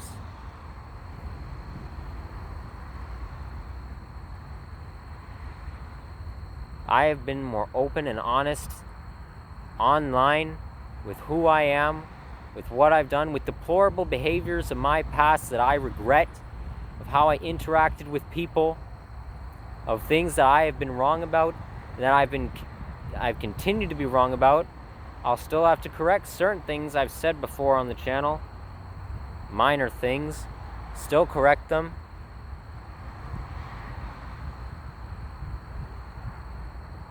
I have been more fucking honest than most creators out there who are unwilling, who are cowards to not actually be so open.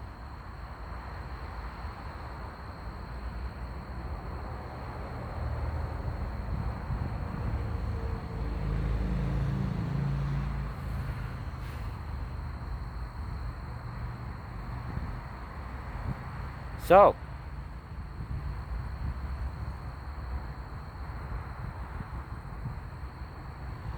here's to being a fucking Ubermensch.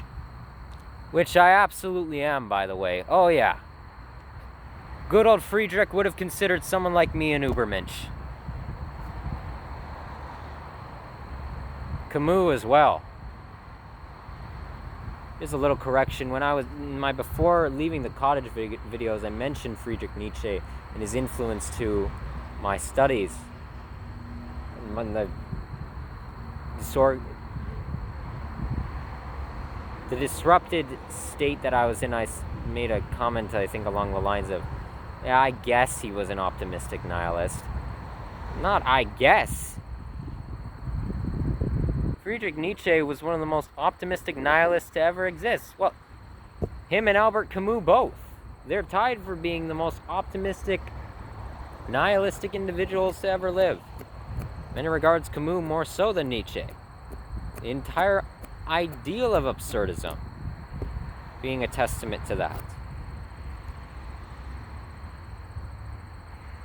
I know in whatever their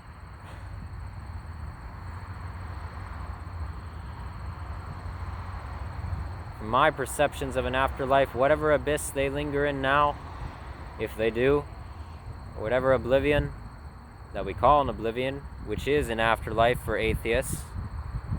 There's a little paradox you gotta work out there.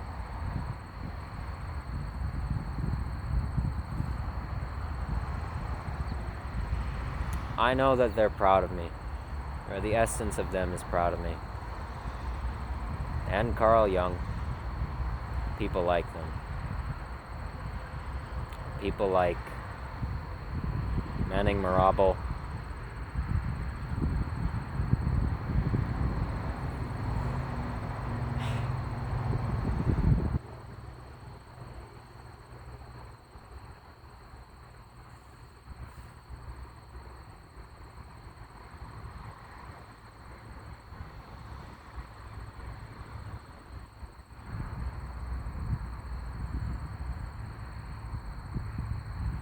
I know they would have been proud of someone like me.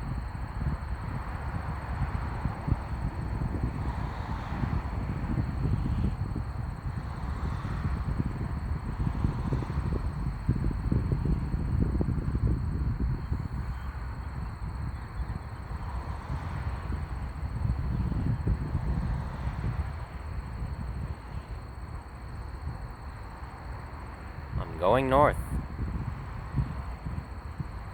Whether my phone breaks again or not. Whether I lose all my money or not. Whether I freeze to death or not.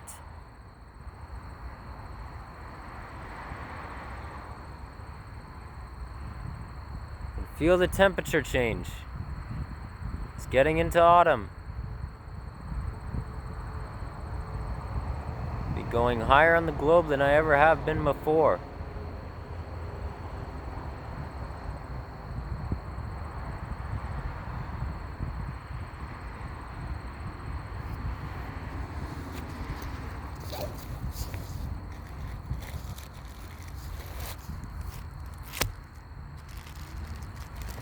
Another little bummer.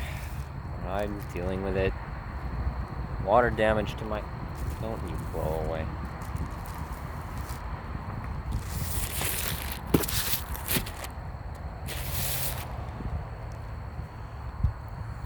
Water damage to my diagrams. Well, lamination didn't completely keep them safe. You know, they were in the bag. They're right there. At the top. The others, it's not terribly bad.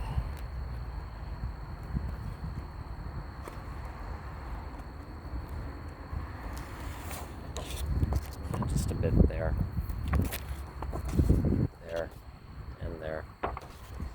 Again, even if these get wrecked, these are redraws already. I can do it again. I can do it all over again. I can do it all 1,000,000 times over.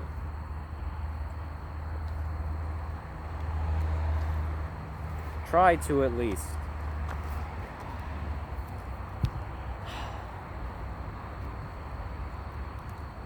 I just wish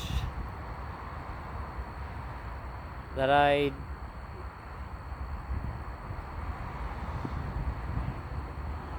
get to have a proper goodbye. And I'll start making that a task of mine. To just taking a moment to really know how much I appreciate something. Even if I don't say it. For the potentiality of it being gone.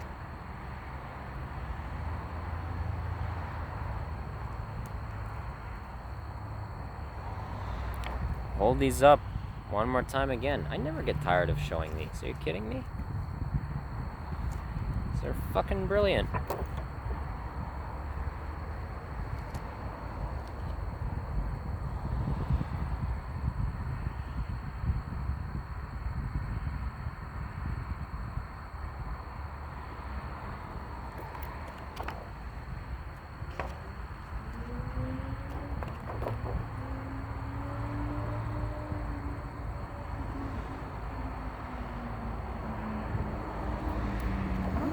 when I show these, like, I don't just want you to stare at them. The work is online. Go read them. They're there. What's done of them? And I need to take time, I know, to finish them. I'm too impatient. The world will be here. If I'm still alive, it'll be here. I can rip all the writing that's of my theories on what might just be my now old Quora account. I can rip them all off of there. Copy and paste them. Never got going yet on the books I wanted to write. So, well, nothing lost there except the titles. So I can get those back, retype them. You know, it all gives me a chance to make it newer and better than ever before.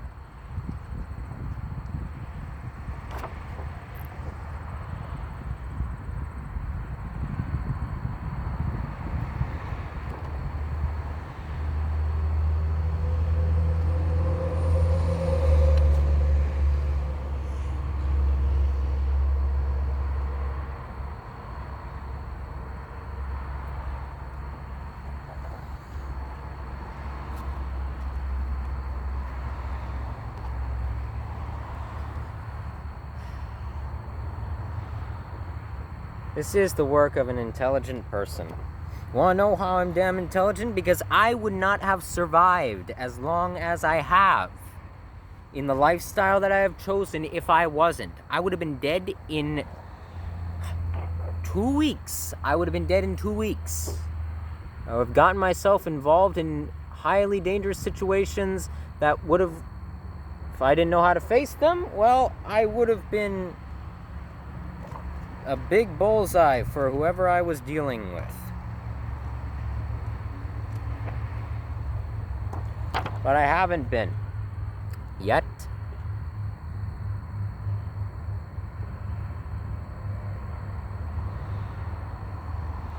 Like I said earlier, this is why you feel lost in your 20s, in regards to what you were promised in the educational systems.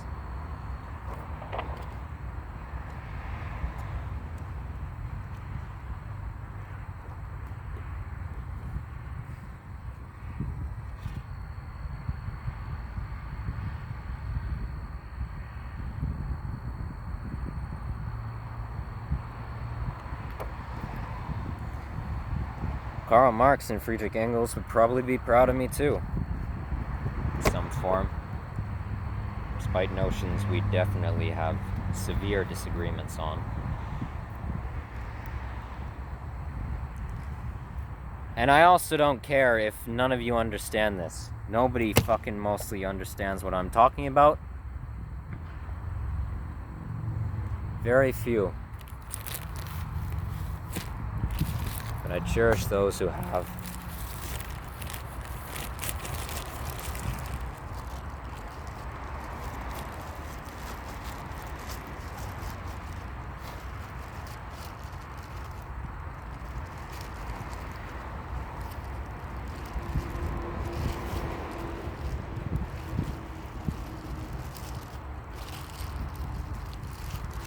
I understand them. At the very least, I understand them. I understand what the terminology means. I understand what the positioning of each line, each word, each box, each kind of oval shaped thing. I don't really know what the little bubble designs I have are.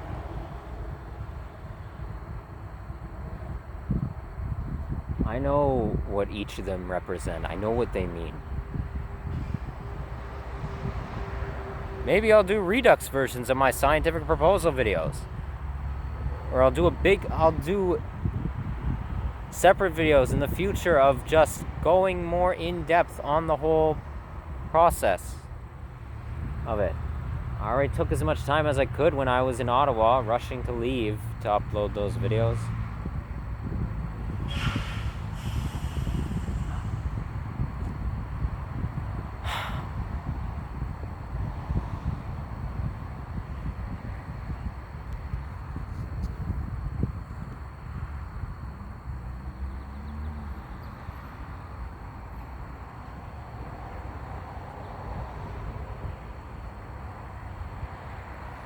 I've also been rewatching on pirated websites.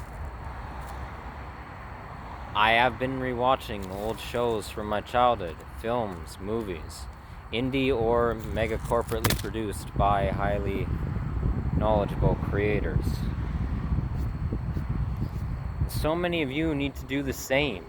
Find method not through subscription services, mass corporate totalitarianism there as well. I won't buy a damn subscription service. I will keep watching them illegally.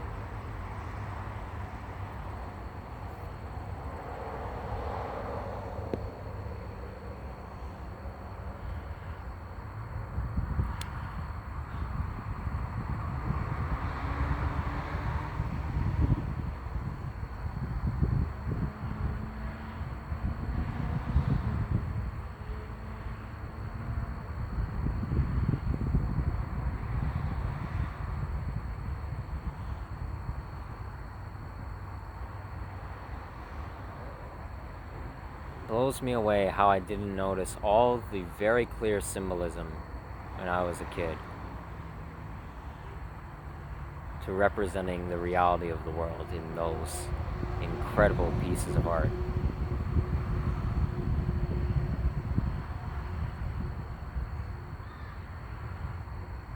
I never noticed them.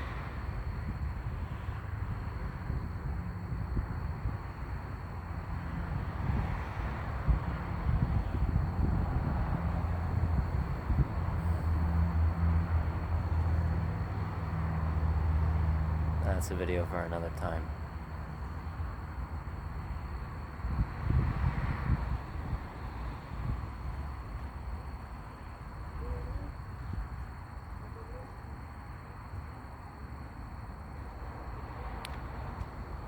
At the end of it all,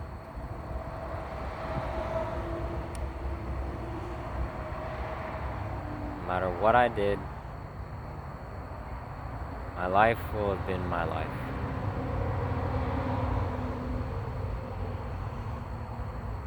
So will yours have.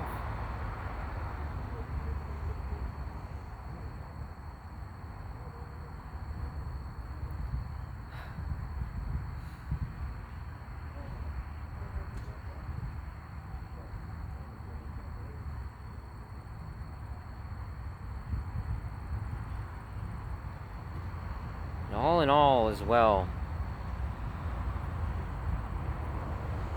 to alter something I said in the videos I made, the 2 videos about a better introduction to myself I made back in Ottawa, Ontario.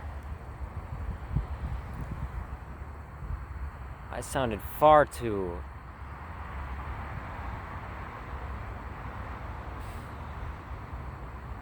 angsty and self-absorbed when I said, so yeah, overall my life has been shit.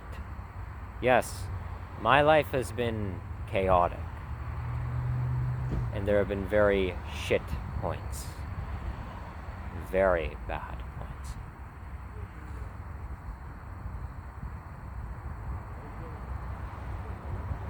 But overall,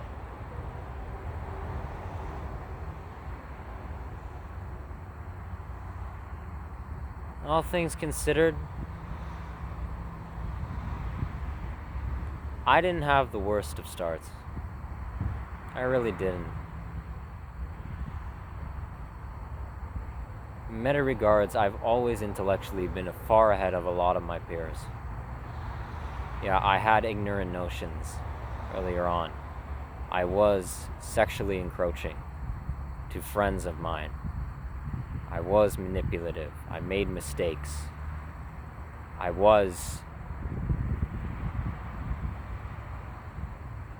had false beliefs. I was convinced of delusions.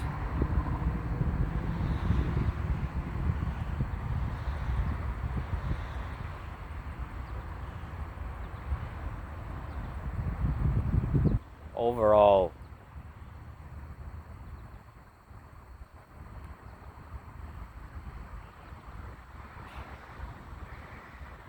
for me to have become the person I am now, Well, there must have been something well enough to start.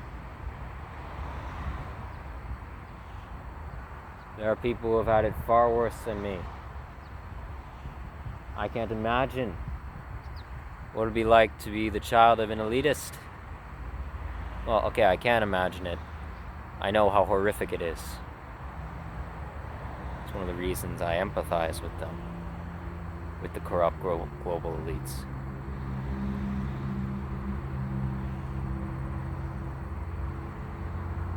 And then of the lower classes, someone who is in a family of severe drug addicts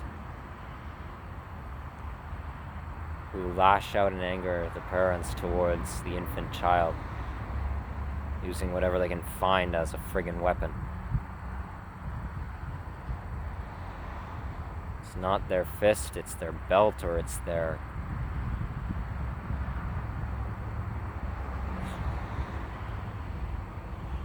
heroin needles, or whatever else.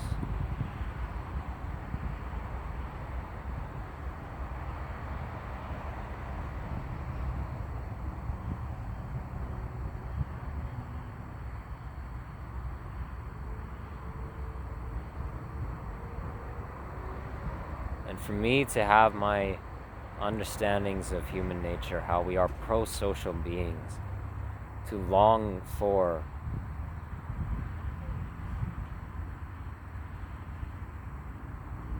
care from people. There had to have been some good start somewhere in there.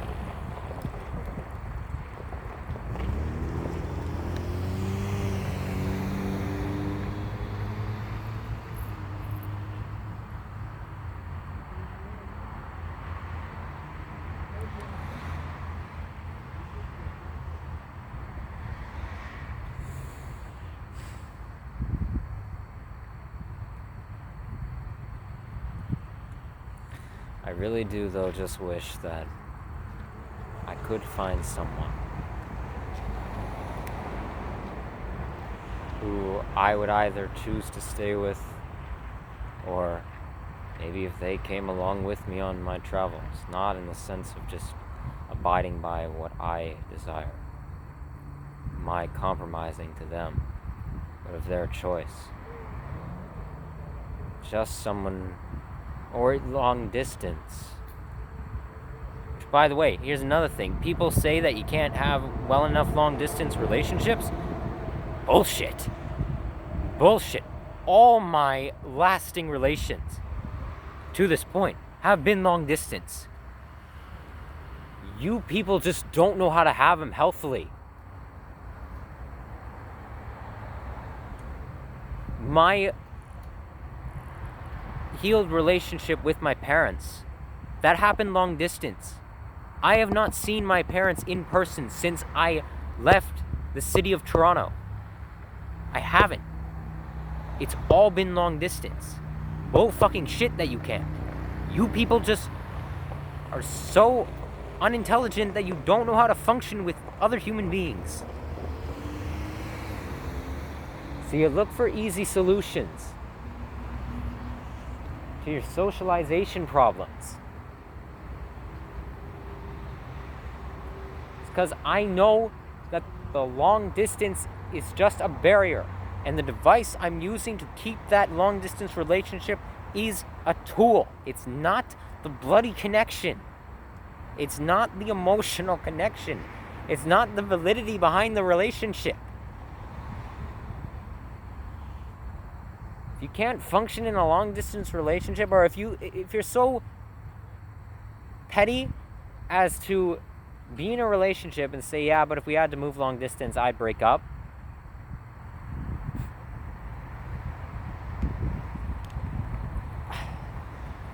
Then you don't know how to function in the relationship you have now. That's real shocking. Like, you have no business being in a relationship now if you can't function long distance with people. I firmly believe that. If you're so afraid that that physical distance with even before the internet. You know, telegrams, letters, writing was a thing.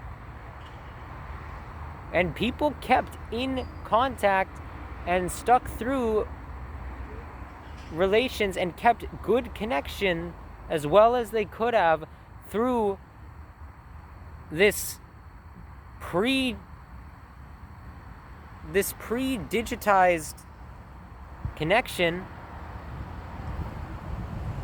Like, if physical distance destroys the emotional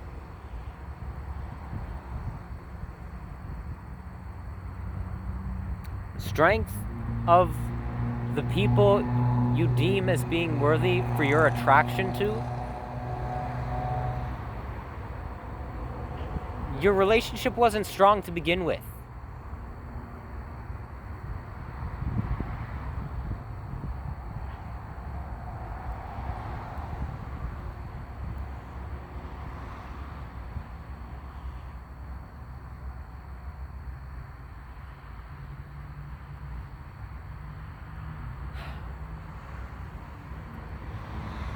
But in regards to that, I just wish I could find one person, platonically, romantically, sexually, or all three,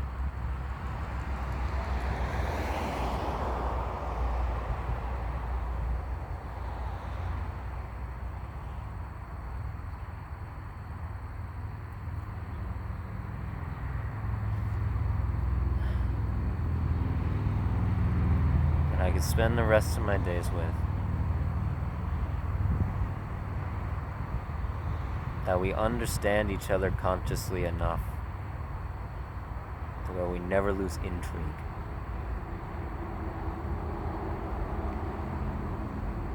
Someone that I can peel back layer after layer after layer of and keep reaching into the essence of them, and I'd still never find the bottom. Most people I meet, I peel back one or two layers and yeah, there you are. There's who you fucking are. There's nothing more to you. Okay, close it back up. I've seen everything there is to see.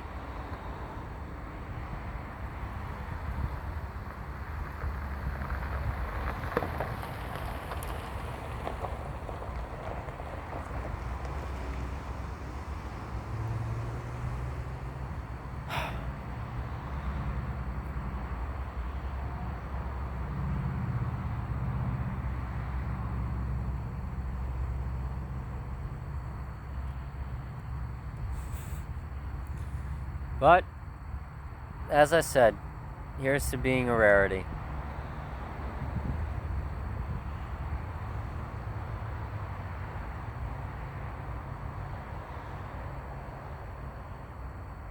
Here's to knowing I'll be alright. Here's to knowing that even stupid people who are morally inept in some regard, with the amounts of compassion they have, won't let me die.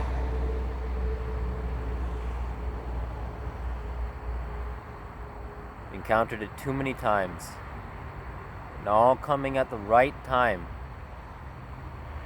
the right moment.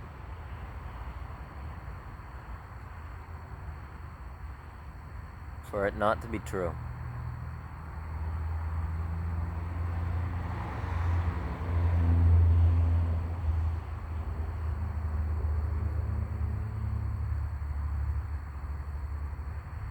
No matter how damaged people are, most people, because the murderous sociopaths of the world are of the top 1%. Most of them. The rest of the populace, they have sociopathic traits. And yes, there are those who are sociopathic, who have sociopathy as the personality disorder, who are amongst the general populace, But even them, even with their deplorable behaviors, if you scream bloody murder for help when you're pushed to your brink, even if it's through corrupt systems, even if it's through their skewed understanding of human nature, even if it's a desperate, fumbling, really overall unhelpful attempt, people will give to the guilt.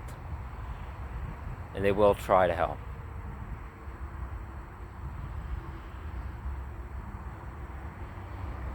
They will. Their conscience won't let them so much, even if it's not out of collectivism, so much as thinking that if they don't, that they'll just be a bad person, feeling obligated to. They will still try to help. Doesn't make it morally right for that reason, but still will.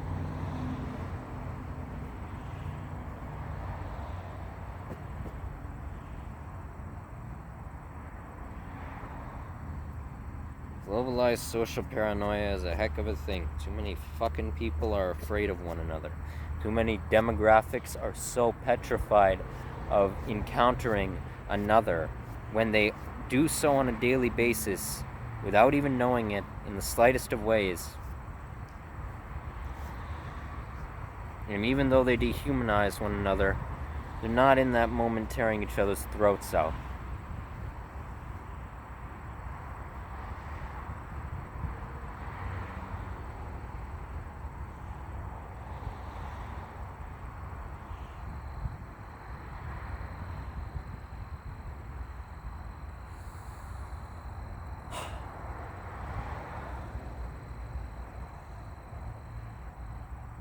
For example,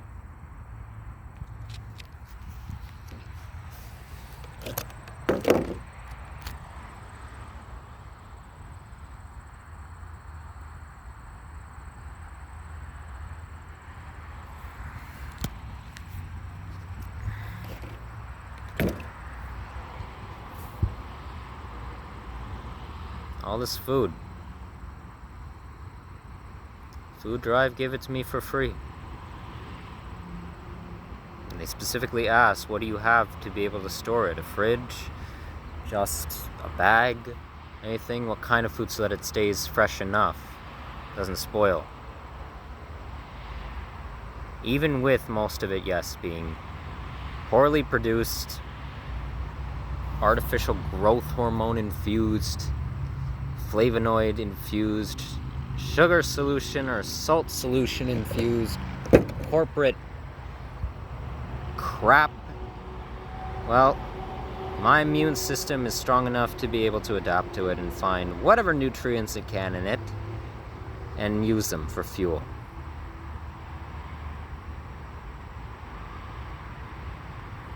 Now, this is a show of kindness.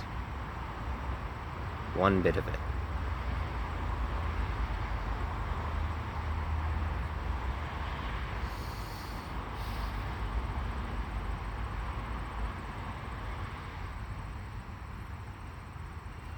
Unlike these bastards behind me. Hapage Lloyd, the biggest, as far as I know, cargo transport corporations in all of Canada. Seen their damn cargo barges sweeping through the St. Lawrence far too many times from my campsite. They're an eyesore. They're ships.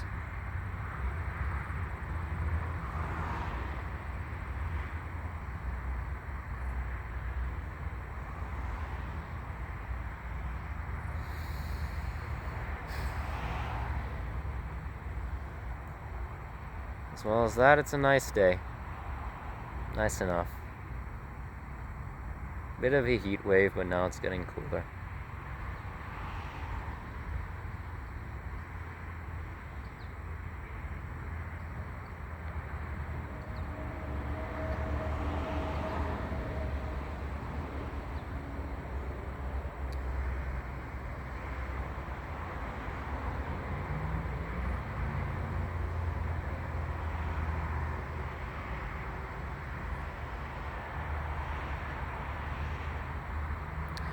You don't need your phones as a crutch. You don't need to constantly escape.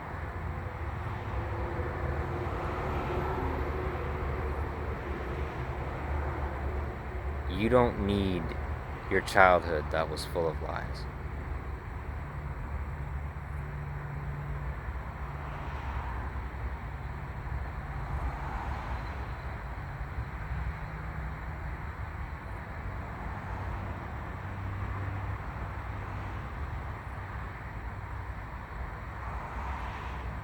I will never stop.